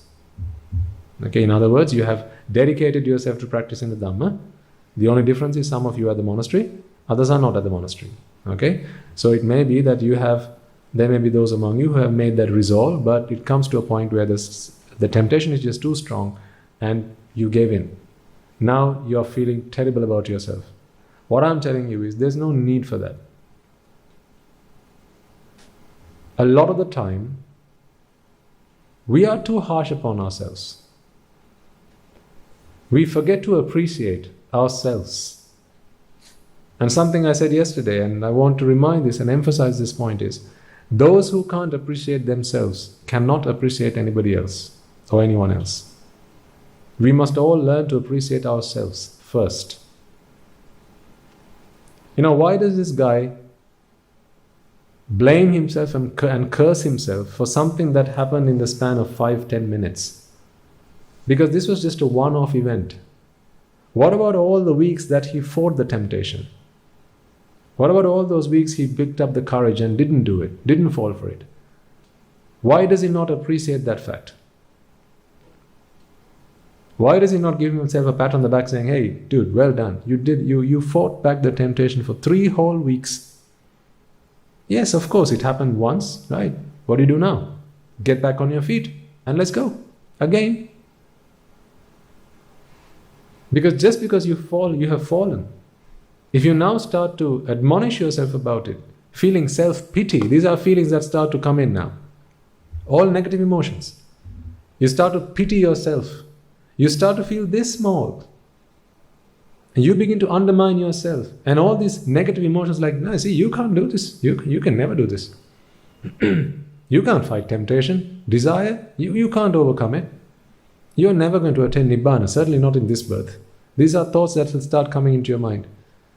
And sometimes an anagarika might even feel tempted to go and speak to a Swaminatha and say, Swaminatha, I try to do it, I can't do it, I'm going home tomorrow. That's the most foolish thing anyone can do. The most idiotic thing that anyone can do. We are too harsh on ourselves because we fail to see the good that we have done. We fail to appreciate ourselves. If you can't appreciate yourself, you can't appreciate anybody else. So 3 weeks you are able to not do it. So why do you admonish yourself for just 5-10 minutes where you couldn't fight the temptation? Say watching TV. Right? You promised yourself, I'm not going to watch TV again. Right? You start practicing the Dhamma, you begin to realize that watching TV is just it's a waste of time. It's unpleasurable, it's sufferable, and it's essenceless. Anicca dukkha anatta. What's the point of doing it? And then one day, you just can't fight the temptation. You switch on the TV, you sit in front of it, and before you know it, 3-4 hours have gone by. And at the end of that episode, now you're feeling terribly guilty about yourself. Ask yourself if this has not happened in your lives. You're feeling terribly guilty about yourself. And then, all that energy that was within you, that supported you, that encouraged you to go on this journey, is now pulling you back. The very energy that helped you is now telling you, you're not going to be able to do this. You're a failure. You can't do this now. See, you proved to yourself that you can't do it. You're a failure. Don't even go to the temple again. How can you sit in front of Swamin Wahanse and listen to the sermon after you've done this? Despicable. You're going to keep telling yourself. I tell you, don't fall for that trap. That's a trap. I'm telling you, the mistake was not in falling down. The mistake is in feeling guilty about having fallen down or having fallen. That is the mistake. That is the biggest mistake. Failing is okay, as long as you stand back up on your feet. I'll continue to talk about this to future generations as well, because this is so important. You know, our culture is one where we are always pointing fingers at people. That's the kind of culture that we've grown up in now. Everyone's always looking for faults with others. My children are worried and scared about going home and telling their parents what grades they've got at school. Why? Admonition. Blame. It's a blame culture. This has got to change, folks. Because every time you blame someone, every time you scold someone, every time you tell someone off, your mind becomes a black hole. It's a black pit. And now all you're doing is absorbing all the black energies that now comes and surrounds you. So your mind, because there's a law of attraction, right? The mind will absorb from around it, from its vicinity, whatever is of the same nature. So whenever you look at someone else, you blame someone else, you scold someone else, you tell someone else off, right? This black energy within you is going to keep attracting black energy from the universe. And then with that black energy, it's going to kill you from the inside. It's going to hurt you and destroy you from the inside. This is self-torture. We've got to break this. We've got to start seeing good in people, and you've got to start that with yourself. There may be times where you will fail, but whenever there's a failure, tell yourself, this is an opportunity for me to have learned something. I have learned something. I have learned that this particular way of handling this problem is not right. That's what you have learned. So don't think of that as being a failure. Think of that as being an opportunity to have learned something. And also congratulate yourself, felicitate yourself for the time that you have been good. 3 whole months I have managed to be virtuous. 3 whole months I have managed to not break my precepts and abide by my precepts. Right? So of course, all of you abide by the 5 precepts. So there may be times in your life where the precepts are broken. Say you had to lie to somebody. Or you stole something. Or you engaged in sensual misconduct. Don't let that single event break you down. When failures happen in your life, don't break down, break through. Use that as an opportunity to break through another obstacle. Use that as an opportunity to learn about yourself. This is so important, especially in your practice of the Dhamma, because I know, remember, when our monks come and preach, give sermons, right? Wherever, not our monks, wherever, we are talking about things that we do in our lives. And I sometimes come and talk about the things that I do at the monastery and how our young Anagarikas and our young monks, the things that they do. I don't expect that you can all do the same things 100% of the time. So don't feel that I'm setting a bar for you all to jump through. That's not what I'm doing. I'm just giving you some examples. I'm helping you find a role model. That does not mean that if you can't meet that expectation today, then you're a failure. Always be able to look back, look behind you, and look at how many people have still yet to come to where you are today. A lot of the time we fail to do that. A lot of the time we just look forward and think to ourselves, great Elder Sariputta. God, he would never have done this. Guru Hamdru would never have done this. This Hamdru would never have done this. That Hamdru would never have done this. I'm a bad person. The moment you say that, the moment you think like that, that's it. The path that you have struggled so hard to build comes completely crashing down. Because now your mind is going to start to say, see how much I have struggled to bring you up this far. Now you begin to admonish me. Because you show that you are your worst enemy to your own mind. Don't be like that. You got to be the best friend to your mind. People make mistakes. Use that to learn as an opportunity to learn, not to admonish yourself. Stand back up on your feet. It's okay, it happened. Yes, accept it. It happened. And if you get an opportunity, go and confess to someone that you trust. It could be a monk, right? It could be, I don't know, a father in a church, whatever. Go and talk to them and say, Swaminatha, Father, I did this. I shouldn't have done it. I realize it was wrong, but I shouldn't have done it. But it happened. I know that it was wrong and I'll not let it happen again. Excellent. Off you go. Don't do it again. That's it.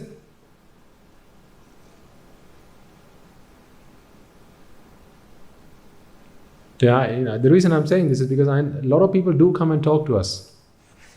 Ladies and gentlemen, a lot of people do come and talk to us and they tell us about things that have gone wrong in their life and they tell, what's the point? I can't do this, Swaminatha. I can't do this. They go into the I can't do it mentality. And then it's very difficult to pull them back out of the black hole. It's a deep, dark black hole. Very difficult to pull people out of it. Anyone who's worked in psychology, or as a psychiatrist, right, when working with patients who have severe self-doubt, self-pity, right, and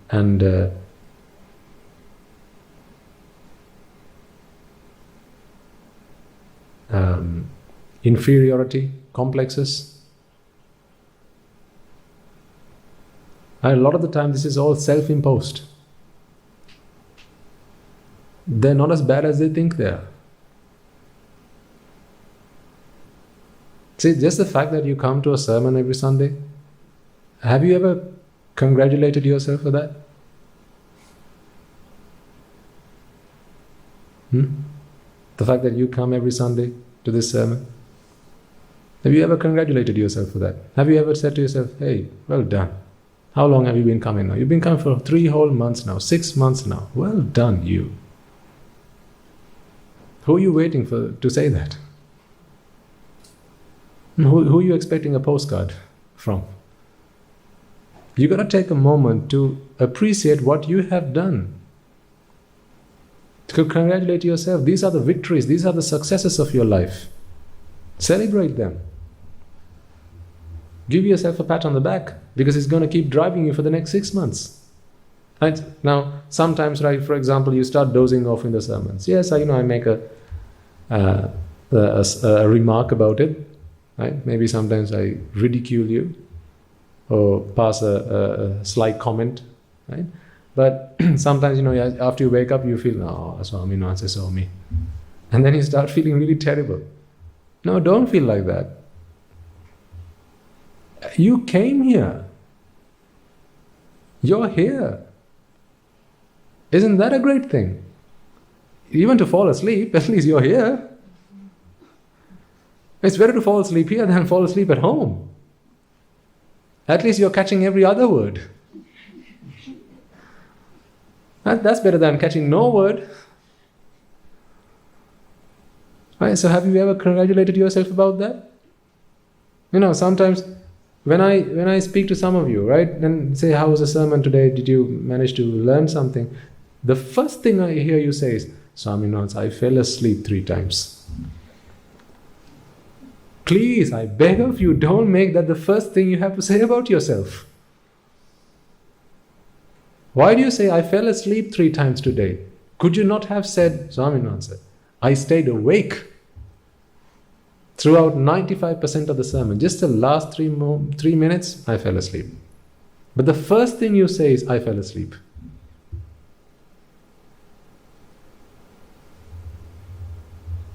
See, you're not spotting the positives. You're looking for the negatives. This is the mindset that has to change. You have to change this mindset. Because you're being so unkind to yourself. Someone who's so unkind to oneself cannot be kind to somebody else. Congratulate yourself for having done so well. And if I ask you, did you understand today's sermon? Then don't make it the first thing you say, that bit about this rising and passing me, I didn't get any of that. No, how about you tell me first about what you did understand? Most of what you said today made perfect sense to me. Excellent. But there's this last bit I didn't get. Can you help me with that? Because otherwise we use the same attitude with our children also.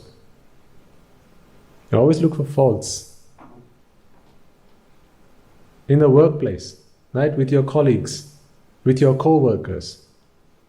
Try and be someone who always looks for the positives in people. And that has to start with yourself. And that has to start at home, with your family. Right? For example, if your children, if you ask them to say wash the dishes or wash their plate after they've eaten and make the bed, they've done one but not the other.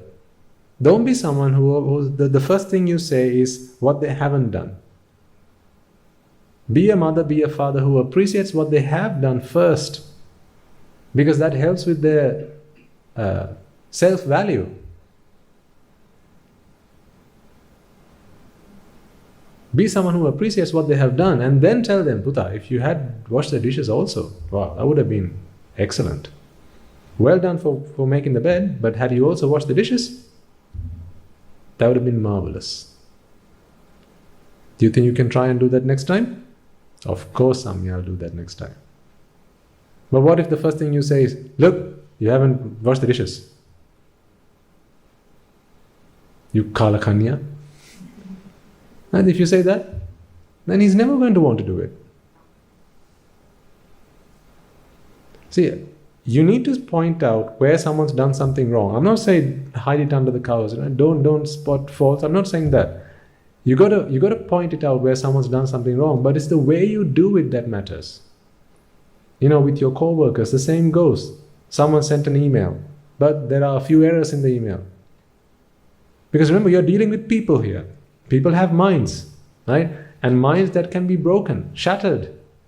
And usually if you hurt someone's feelings, if you hurt the way someone feels, then it's very difficult to piece the pieces back together. Because no matter how much you try, the cracks are still going to remain.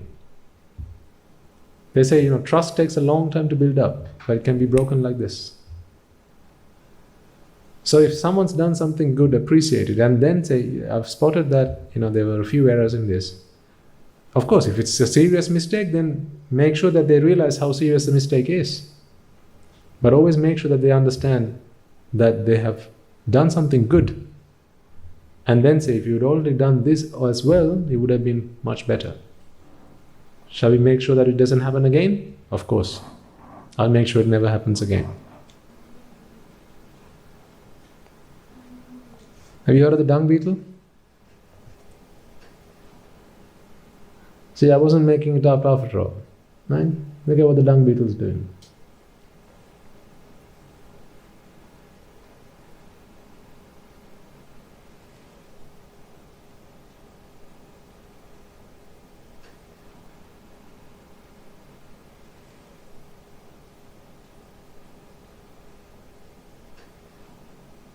See?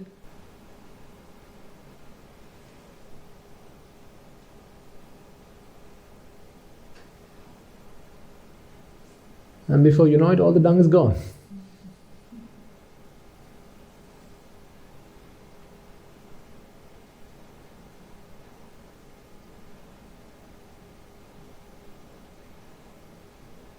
Remember, this was once a man, a human being. What they practiced when they were human is what they're doing now.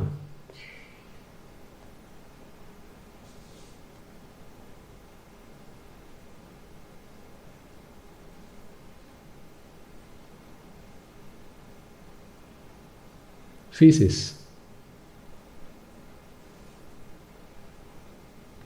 Okay, that'll do. Thank you. Dung beetles.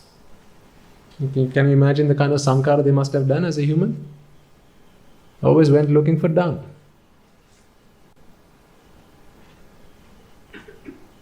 In every opportunity, they were looking for weaknesses.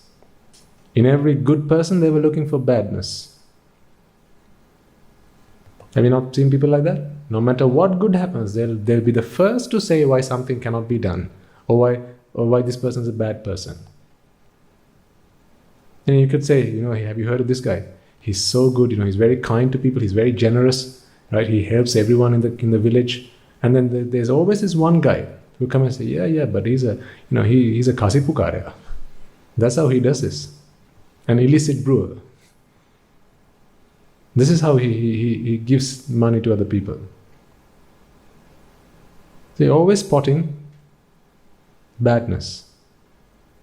That's how you become a dung beetle. So I wasn't making it up, right? You've seen evidence now. So don't be someone who becomes a dung beetle.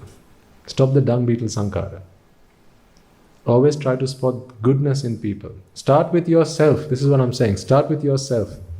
You should all be able to write up a CR sheet of the good qualities and virtues that you all possess.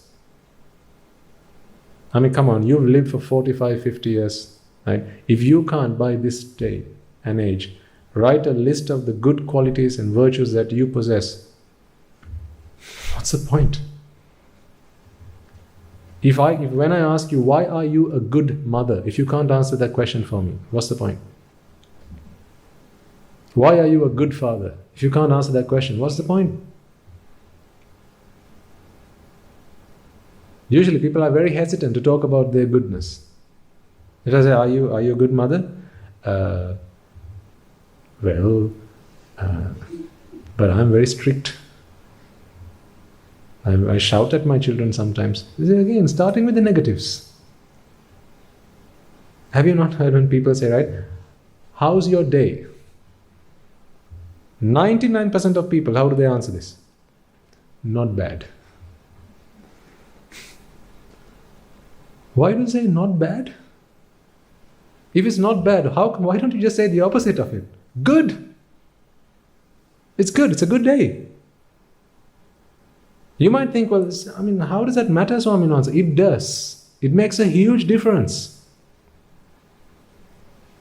I'll continue to talk to you about a positive mindset, because these are things I used to practice as a lay person, and I have brought it into my life as a monk. But I haven't shared a lot with you. But I'll start to share some of that with you going forward. One of the first things I learned when I started to practice a positive mindset and positive thinking is to stop answering the question of how's your day with not bad. I learned to stop doing that. Made a huge difference on my life. Because the moment you say not bad, you've already said the word bad. Not bad. Stop saying not bad. Say it's good. It's a good day. Thank you. Now the Australians say, good day. Pick that as a good habit to have. Good day.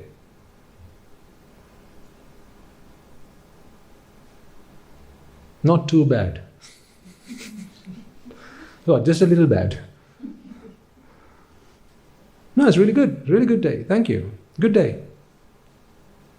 Because whenever you think positively, it's always having a positive mindset always attracts positivity towards you. And then every problem that you face, you are able to look at it in a very positive sense, in a positive way. And that has a huge impact on how you tackle life's problems.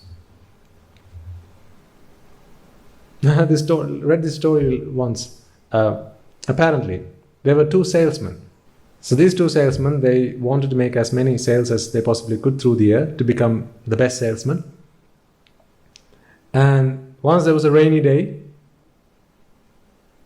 so these guys wake up in the morning and one salesman says, "Oh God, it's a rainy day." He looks out the window and says, "It's a rainy day." On a day like this, how do they expect you to make sales? So what does he do? He decides to stay home. He stays home. The other salesman, he looks out the window. Same weather. And he says to himself, on a day like this, what a perfect day to go out and make some sales. With rainy weather like this, almost everyone's going to be home. Especially the salesman.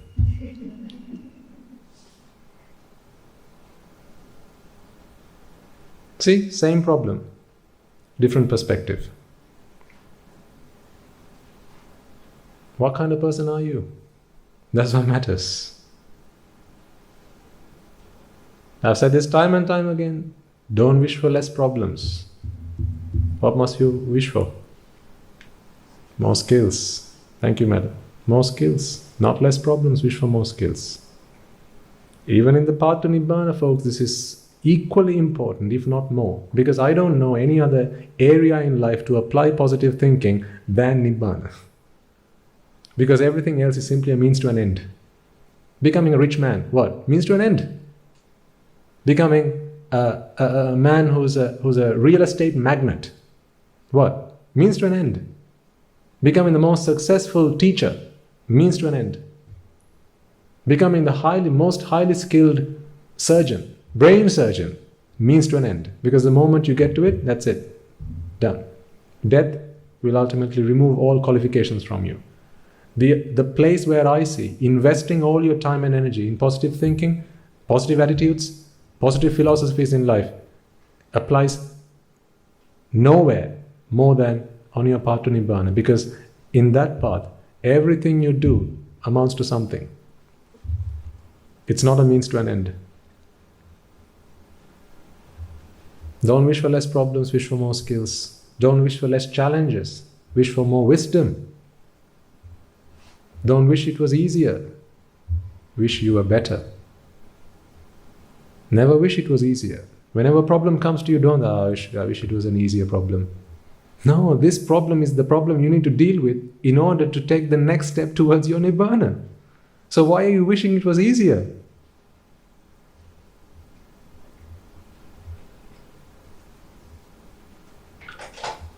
When the Bodhisattva was practicing his virtues of patience, now a guy comes and asks, "Can I have your arm?"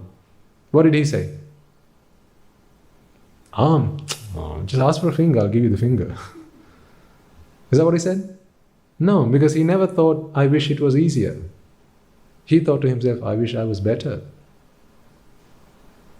Next time, don't come for the arm, ask for the other arm as well. Ask for my head if you want, and I'll give it.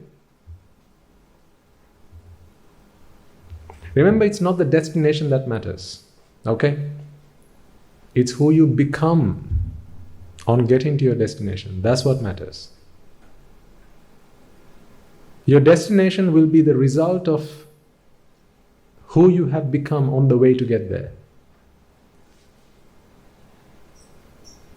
The most educated or a professor in whatever field did not become a professor overnight. He became one over a process. It's the becoming that is what is important, not the destination. Don't worry about the destination. It's what makes you become. That's why when you deal with problems, when you deal with challenges in life, when you deal with issues, you become a better person. You become a more skilled person. You become a more talented person. You become a more virtuous person. It's the becoming of you that is what matters. Don't worry about the destination. That's what matters. So don't be someone who wishes for less problems. Wish for more skills. Don't become someone who wishes it was easier. Always wish you were better. Wish I was better. Say today your children, they haven't done the homework. And you tell yourself, all right, I'm not going to get angry today. Swami Nasa told it's bad to be angry, so I'm not going to be angry today. So you deal with the problem without being angry. Next day they have a fight with each other. So now one could think, I wish it was easier. Yesterday I could handle this problem because they only didn't do their homework, so I could have handled this problem. But today they have had a fight. I can't handle this problem. So now you're wishing it was easier. No. No. Be glad that they had a fight. Be glad that there's a problem for you to solve. Because now is an opportunity for you to become better. Because no matter what problems come your way, you have to be able to improve and grow and mature so you can handle those problems in a very mature way. That is what adulthood is. That's what growing up is. Do you as adults still want the same problems you had to solve as young children? How big is your compit to compare to mine? Is that the problem you want to solve today also? Which one of us has the bigger compit to? Why would they call you an adult then? You're called an adult because now you're able to deal with problems in a more mature way.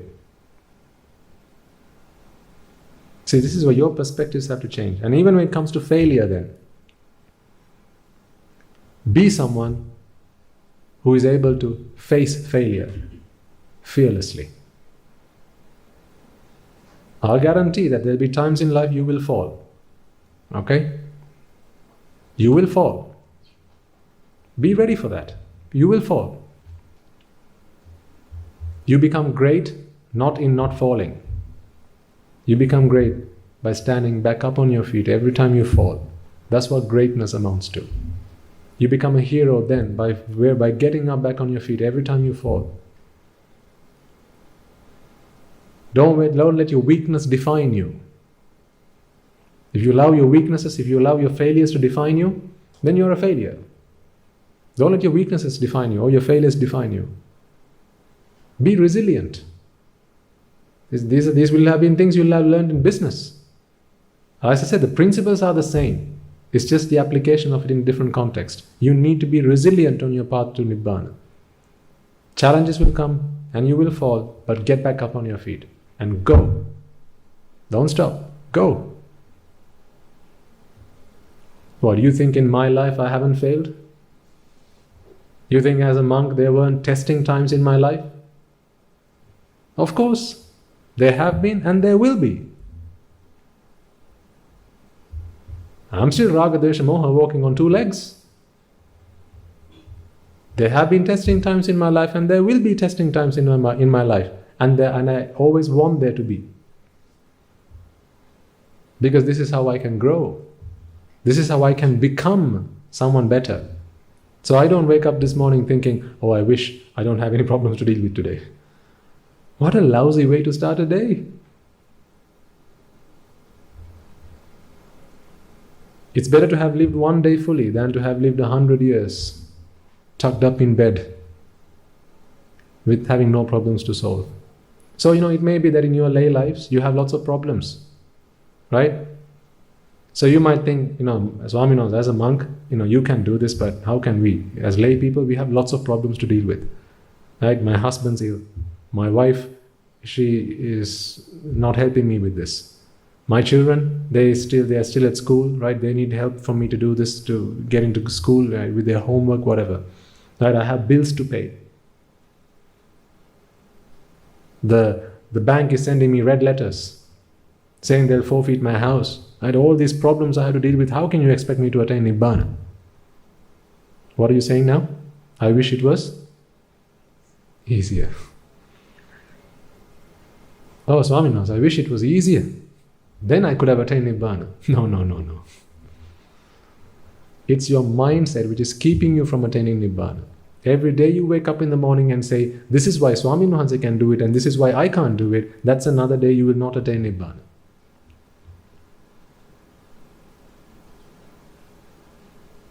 Be glad that you have problems in your lives, because each of these problems are problems which are helping you win the race. What's the defining feature of an obstacle race? What's there on the way to the winning post? Huh? Oh, right, really? How about we make it easier? Remove the obstacles. Now how do you win the obstacle race? Is it any longer an obstacle race? No.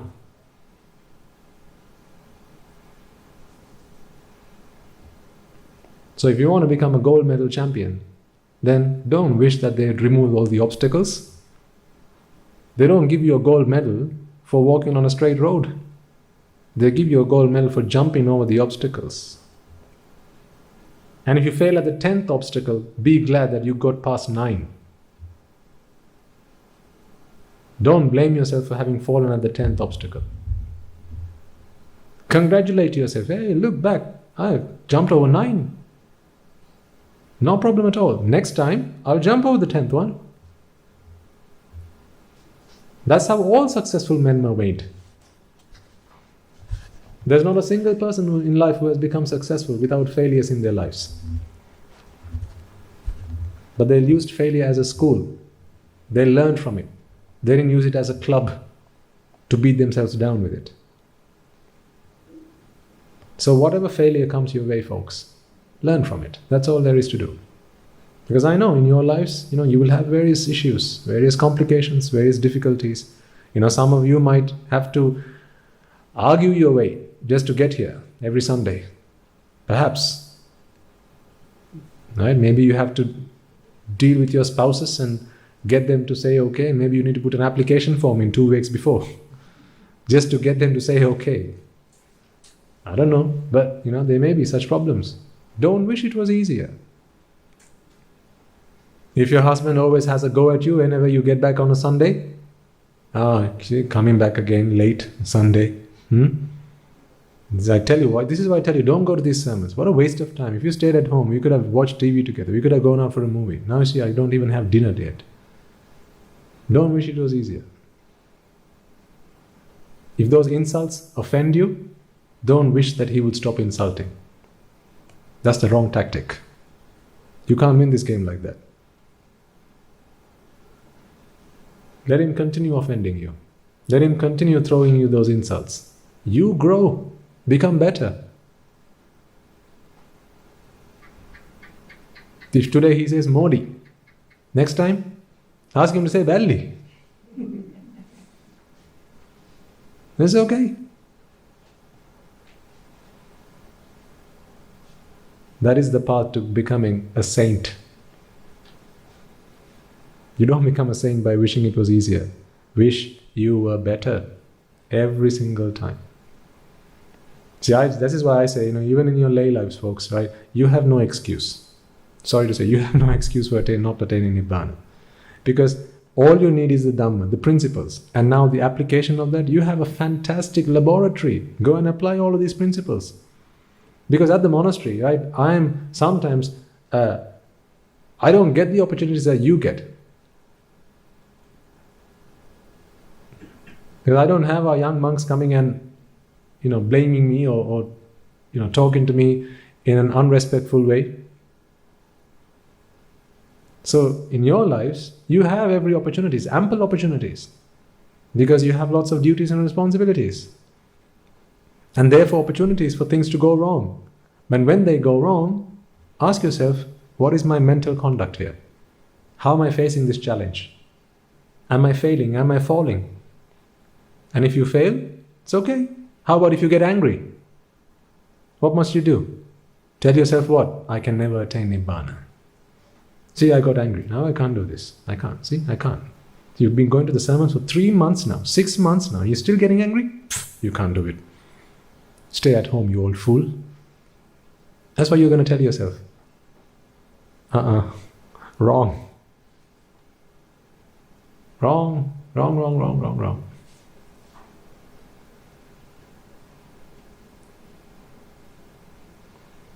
Be glad that you stopped at being angry. At least you didn't pick up something to hit the bugger. And that's because you have changed. You were able to stop. You were able to pull the brakes earlier than what you were able to back then. See, appreciate yourself. This is what I'm trying to get across to you. Every time there's a failure, look at the positive. Look at how good you have been. Look at how much you have been able to achieve. And then don't admonish yourself. Celebrate what you have been managed to do. And that will be your push for the next goal. Do that. Because I'm not with you at your home to tell you, hey, well done, madam. No, I'm not there. If I were there, I would have told you this. But I'm not there to look into each of your lives personally and see the challenges and where you fail and then congratulate you. Because really, this is where you need a teacher. This is where you need a teacher. Right? Sometimes our young monks, Anagarikas, they'll come and tell us, Swaminas, I failed at this. Usually they don't need me to give them a punishment. Because karma is there to punish. If someone's done something wrong, then karma is there to punish. I don't need to punish. What they need a teacher for is to help them to stand back on their feet. Because sometimes their willpower is lost as a result of what just happened. They lose their courage, they lose the guts. That is when they need a teacher to pull them back on their feet. Hey, don't worry, happened? Yeah, it's alright, happens to everybody. It's happened to me, happened to him, happened to her, happened to them. Don't worry, it's happened to everyone. You can do this, don't worry about it. Look at how much you managed to go through it. 3 whole months you managed to go without it. It's just once happened, that's all. If you've done it for 3 months, what is that proof? You can do it for another 3 months. So what? Go for another 3 months. You've proved to yourself that you can do it for 3 months. Then, okay, you failed today, but you can do it for another 3 months. But what if this guy thinks, I can't do it? He's not going to try again. That's the worst thing. To not try again. That's the worst thing. To not try again. That's the defeatist mentality. Don't fall for that. Particularly on your path to Nibbana. And the same applies in other aspects of your life also. Help your children with this, parents. Whenever there's a failure in their life, don't let that time of failure be their defining characteristic. Don't let the failure define them. Don't let them say, I am a failure. There's no such thing. Because until the moment of death, until someone pulls their last breath, there's always a chance to change. Who knows? Some of you here may become an arahant the moment of your last breath. Who knows? Who knows? We don't know that. It could be, if you are a Sotapanna. The Chutisita is a very powerful one. Because all the other senses are shut down and it's just the mind that is open at that point. And then it's a very powerful moment in anyone's life, particularly if someone's a Sotapanna. And at that point, people can go on to achieving Arahathood. Who knows? So how can you say someone's a failure? Don't define people with failures, and particularly don't define yourself as a failure. Events in your life have happened in a certain way, and there are things that have led up to a failure. So go back and fix the faults. Fix the causes, and then you don't need to worry about the result. Fix the causes. The Buddha is the perfect example for all of us to take this valuable lesson from. How many times do you think he failed on his quest to become the Buddha? An infinite number of times he has failed. Every life as a Bodhisattva, what happened? He failed. Every life as a Bodhisattva, he wanted to become a Buddha. In that life, he wanted to become a Buddha. In the next life, he wanted to become a Buddha. And the very next life, he wanted to become a Buddha. Every life he tried to become a Buddha, and every life he failed. For 20 incalculable eons and 400,000 more, he tried to become a Buddha. What if 2 incalculable eons afterwards? Right? Don't you think he would have had the power to look back into his past It's not just when he became a Buddha he was able to achieve that supernormal power. And even previous lives he was able to do that. 2 incalculable eons afterwards, what if he had looked back in his past and said, I want to become a Buddha, I've never become a Buddha in the last 2 incalculable eons. I can't do this. What if he had said that to himself? We would not have a Buddha today. How long must you keep trying? Give it to me in one word. Until. Until. Whenever you fail, get back up. How many times? Until. Until. Until the job is done. It's do or die. Do or die. I'm here to do it. I'll die trying. If you came to the sermon on Wednesday, what did Guru Andhra say? Burn all other bridges. Burn all other bridges. It's do or die. At our school they had this motto, Disque or Discede. I loved it. Either study or get the hell out. I loved it. Study or get the hell out. And the same goes. I'm here as a human being to do it. I shall do or die trying. No matter what the circumstances, I'm here to do it. And I want you all to come to this monastery, walk into this room, sit down on those benches, on those chairs. Every time we do this sermon, I need you to make that firm resolve. I'm here to do it and I shall die trying. Until I'm able to do it, I will do it. Never give up. Don't let any excuse come and clutter your mind up. Don't let it. Because there's plenty of people out there saying you can't do it. Every birth in samsara you came across asatpurushas who constantly reminded you, hey, you ain't gonna do it. You can't do this. How can you do it? You're a woman. How can you do it? You woman.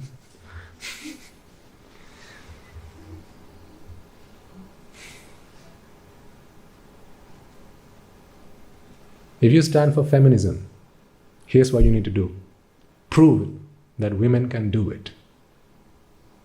Prove it. That's what feminism is all about. Prove it that you can attain Nibbana. All of you women in the room. Prove it. Because you can. That's what feminism is about.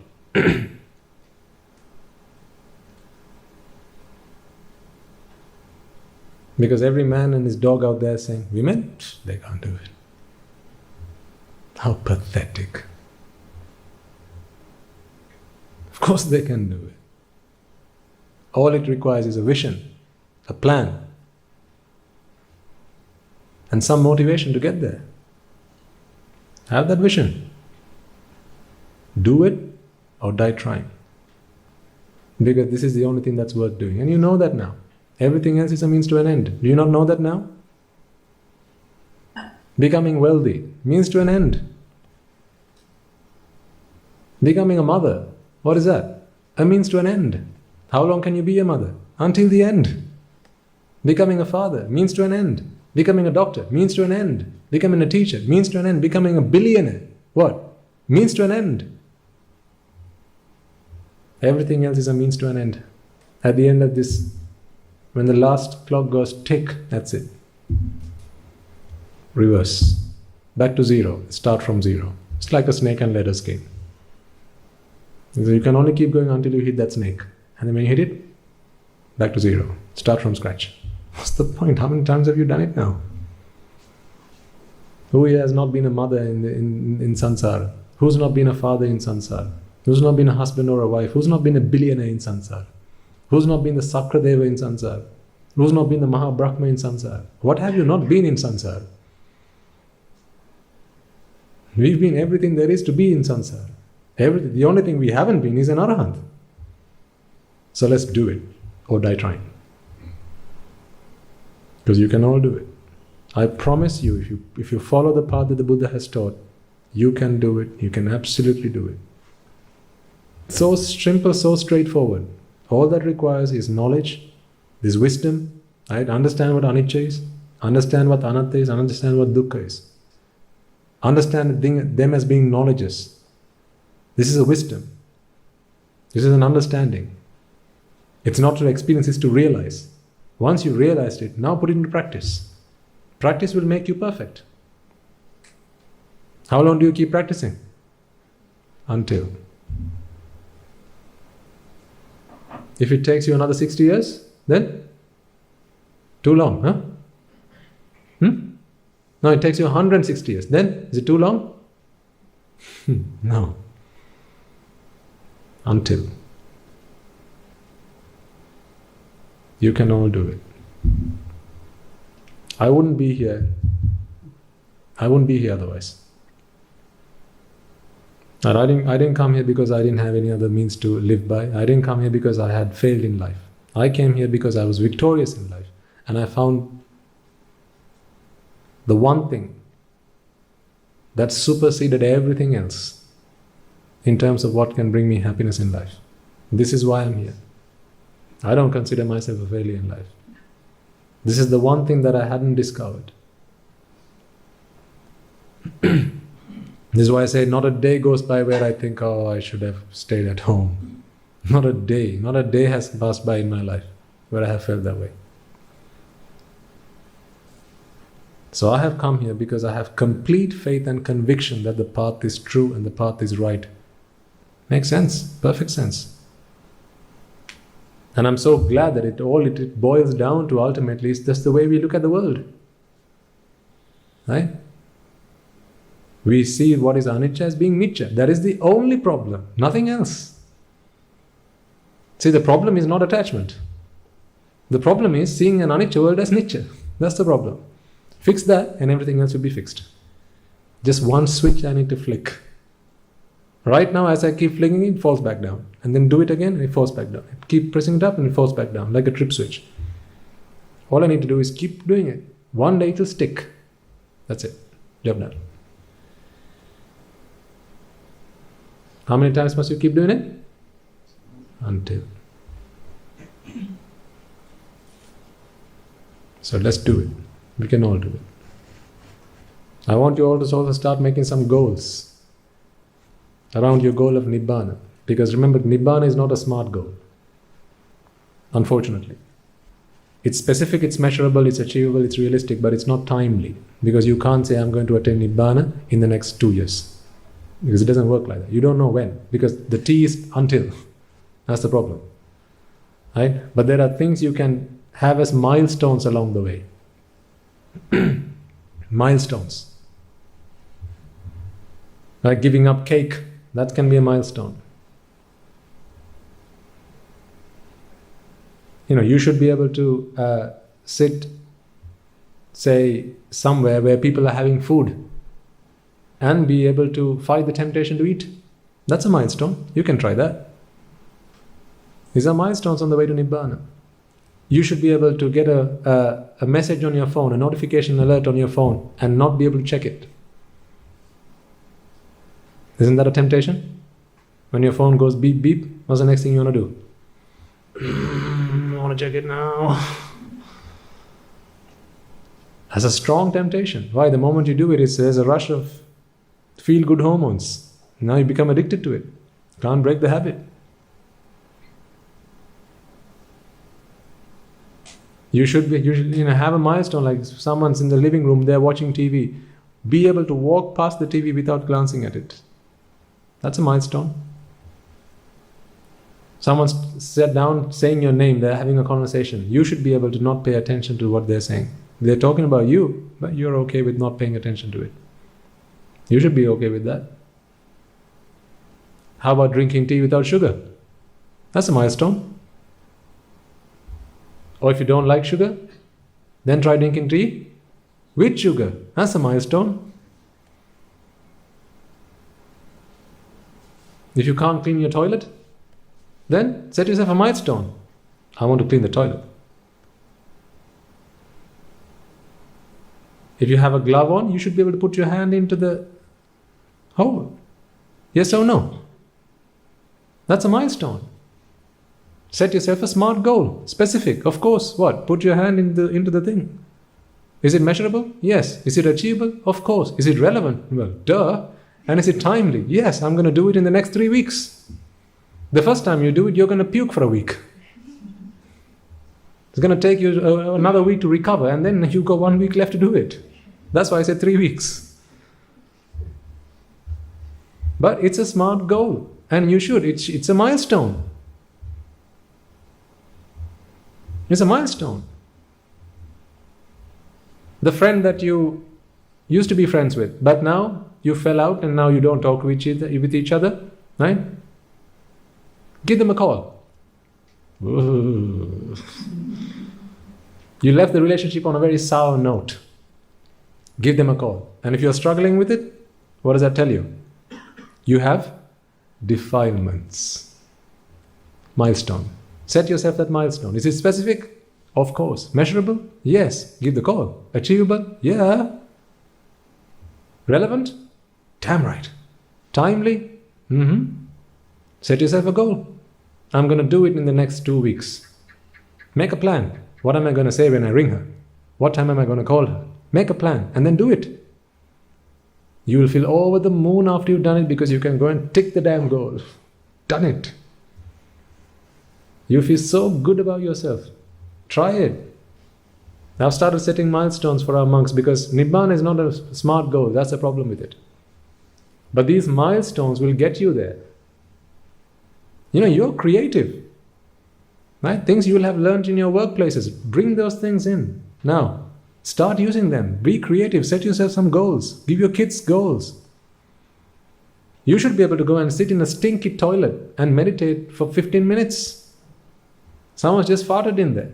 You should be able to stay in the room and sit down in meditation. Yes or no? If it stinks, who's the problem with? You. Because there's still pleasant and unpleasant smells in your world.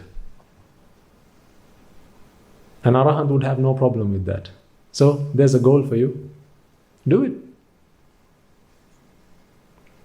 I think I've asked you once before to do this. After you've, mix some food, put in your mouth. Spit it out again and try and put it back in your mouth again.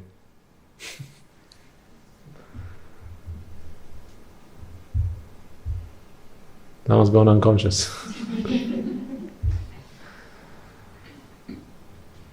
Why? What was it before going into the mouth? Food, and in the mouth it was saliva. Right? Now mouth, what happened next? Food in the mouth. Now food and saliva. Spit it back out. Now what's on the plate? Food and saliva. So what's going back in? The same thing that was there 10 seconds ago. So what's the problem now? Defilements. Until you're able to do this, you can't attain Arahanthood. How about that? Isn't that a smart goal? That's a smart goal. Set yourself a time scale. You don't have to do it tomorrow if you can't. But you got to start someday and you got to start somewhere. If you can't mix curd and rice and eat them together, set yourself a smart goal. If you always have to wash your mug after you've had your cup of tea before you drink water in it, then set yourself a smart goal. You should be able to drink it before washing it, without washing it. If you can't drink a cold cup of tea, set yourself a smart goal because you should be able to do it. Just because the tea's gone cold, why can you not drink it now? Defilements. Because there's a upadana inside of you. You're clinging on to the idea that tea has to be hot. That's a defilement. An Arahant would have no problem with it. And one day make yourself a bitter gourd soup. Karavila soup. You should be able to drink it. Smart goal. Don't do it all at once. Okay, these are things. Spread it out. Otherwise, we might not see you next week. And you can all turn the bus to the ICU. Right? But these are smart goals, sir. Come up with some smart goals. You're all creative people. Come up with smart goals. I'll give you more ideas in the next week or so. But you can come up with your own smart goals. And when you come up with smart goals, share it with each other. If you have a list, come up and leave it here. Then I can share some of it with the others. How helpful and useful might that be? Smart goals.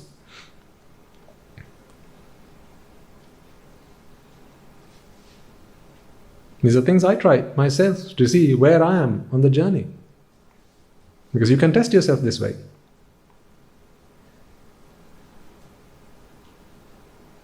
One day, say, if one of our monks say that he's become an arahant, now let's say one of our monks attained that state. One of the things that we might do is get a blue film and say, watch it. Watch it. Tell me what happens. He should be able to say what? Nothing. Yes or no? Yes. He should be able to watch a horror film. And? So if you can't watch a horror film today, then smart goal it. If you can't see blood today, if there's an operation and you see blood, you faint. Right? Set yourself a smart goal. You should be able to look at blood and have no problem with it. If you can't, then defilements. If you see someone puke in front of you and you start puking, no? Defilements. Set yourself a smart goal. When will I be able to overcome this? Well, keep trying. Keep trying until.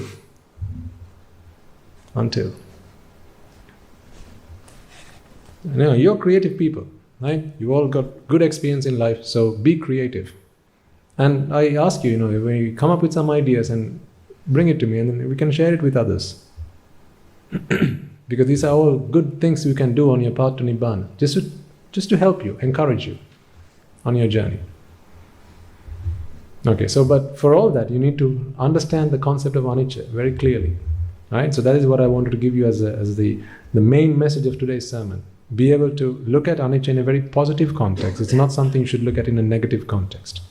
Because for as long as you look at it from a negative context, the moment you start contemplating on it, your mind goes shut. The mental barriers come up, right? And your self-defense mechanism kicks in. Look at it from a very positive context. You should be glad to have been blessed with the wisdom or with the knowledge of anicca. It's the knowledge of anicca which will help you from falling into the pit of suffering. So look at it and see it as a blessing. So therefore, the more you realize anicca, the more happy you will be. That's the way it works. Okay, so on that note, we'll conclude the sermon. So, Chanda Maitri. I have been informed also that you have all gotten together and made a incredible donation to the monastery in terms of offering a uniform to our Anagarikas.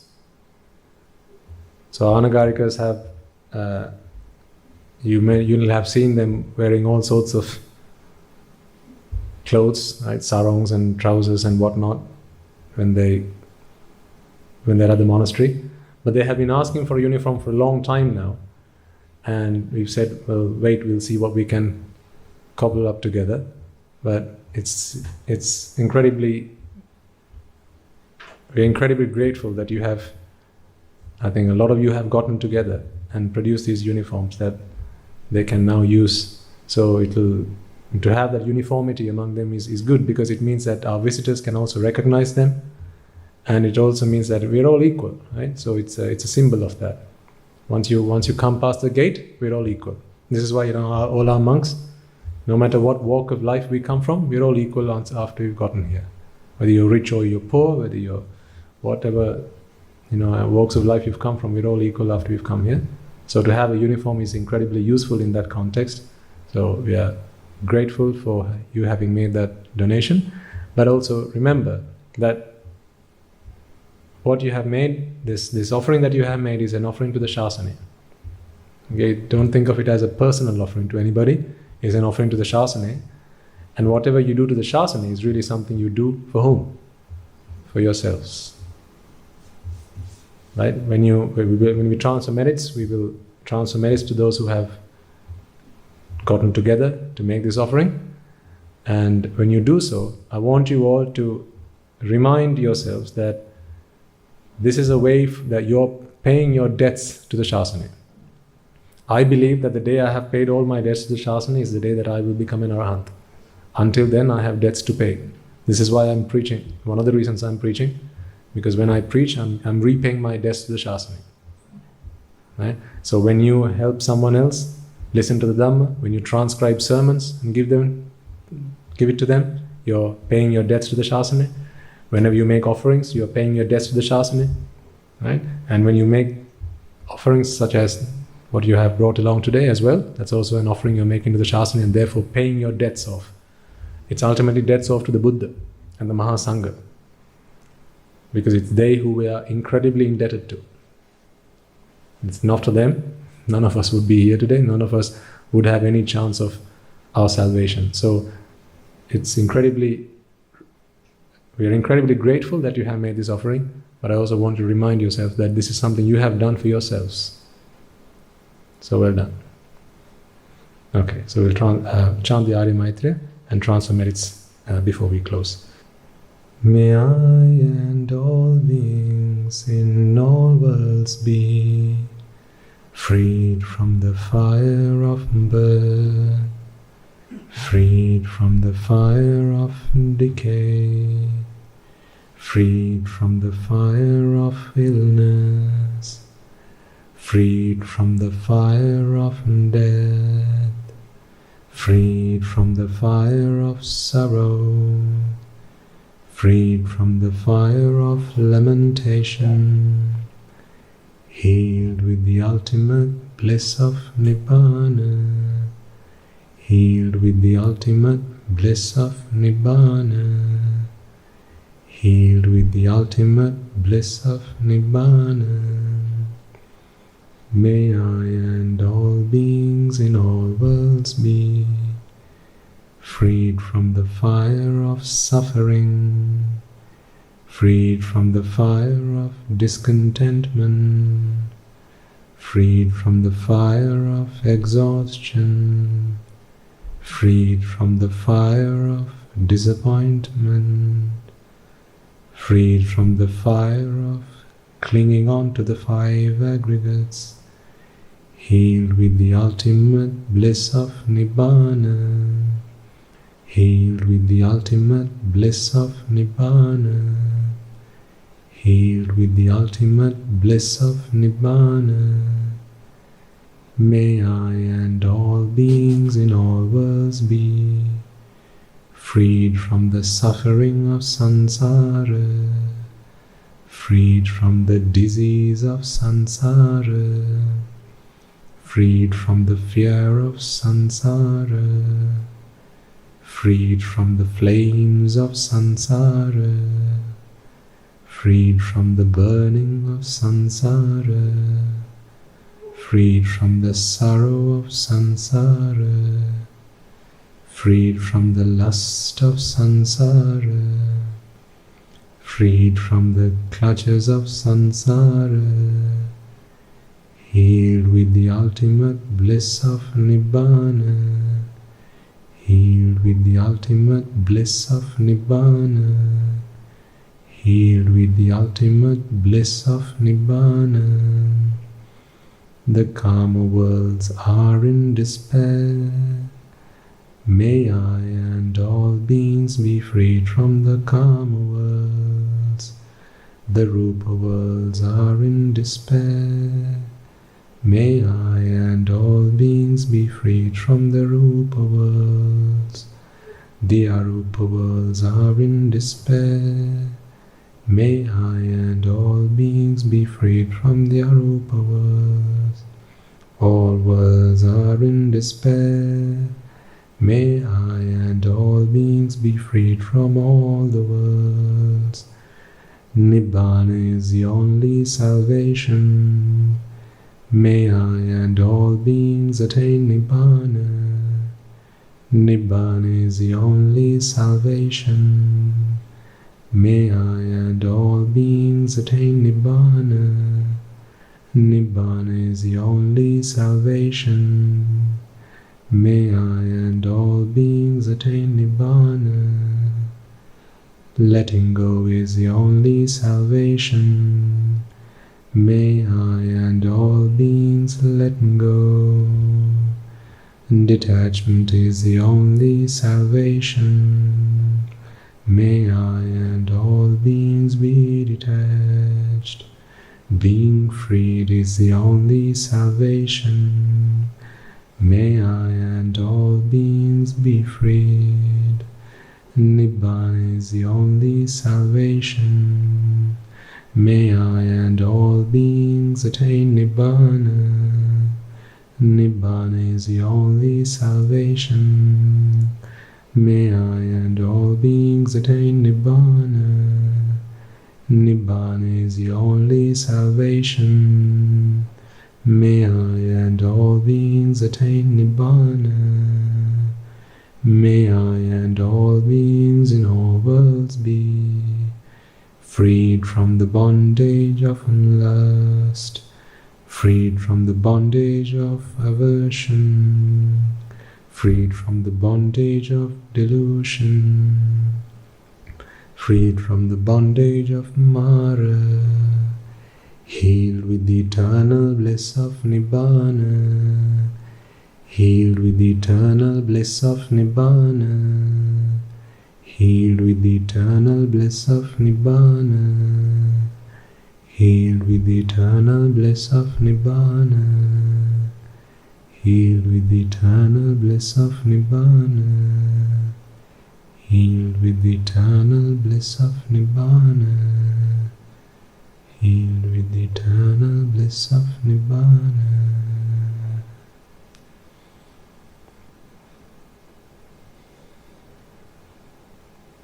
Okay.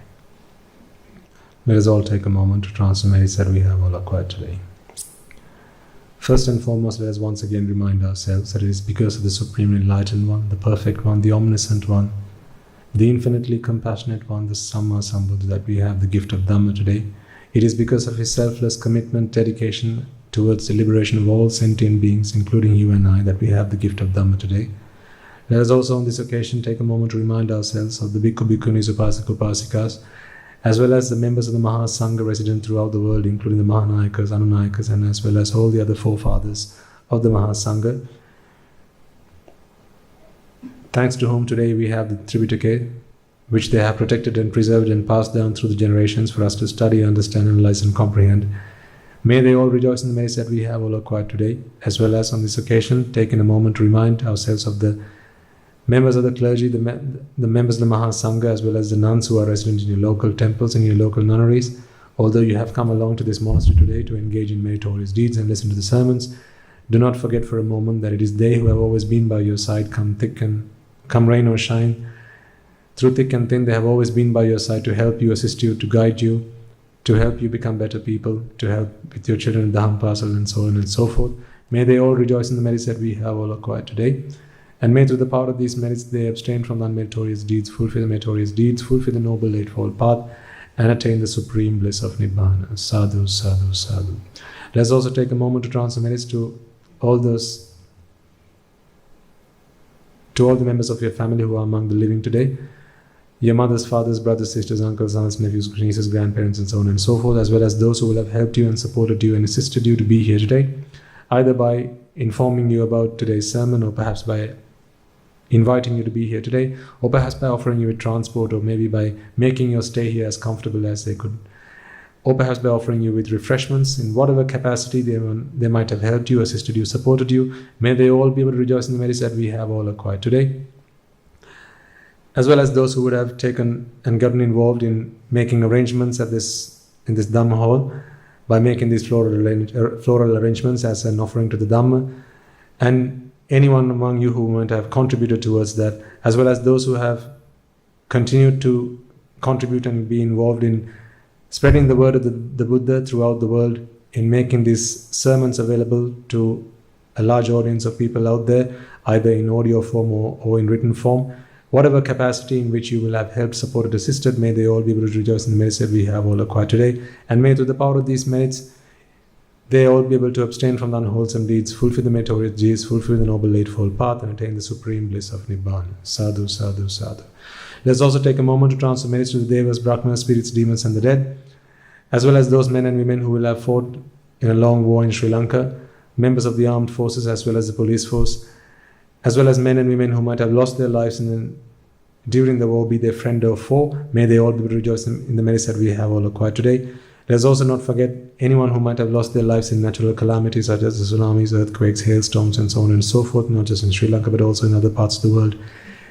Bearing in mind for a moment that each and every one of these beings will have at some point been a father to us, will have at some point been a mother to us, which with compassion in our heart and in our minds, let us transfer the merits that we all owe towards them, as well as every man and every woman and every soul who might have helped us, supported us, assisted us in this infinite long journey in samsara, in whatever capacity, may they all be able to rejoice in the merits that we have all acquired today. May through the power of these merits, if any of them have been born in the woeful planes, be able to redeem themselves and be born in the blissful planes. And may through the power of these merits, they abstain from the unwholesome deeds, fulfill the meritorious deeds, fulfill the noble eightfold path, and attain the supreme bliss of Nibbana. Sadhu, sadhu, sadhu.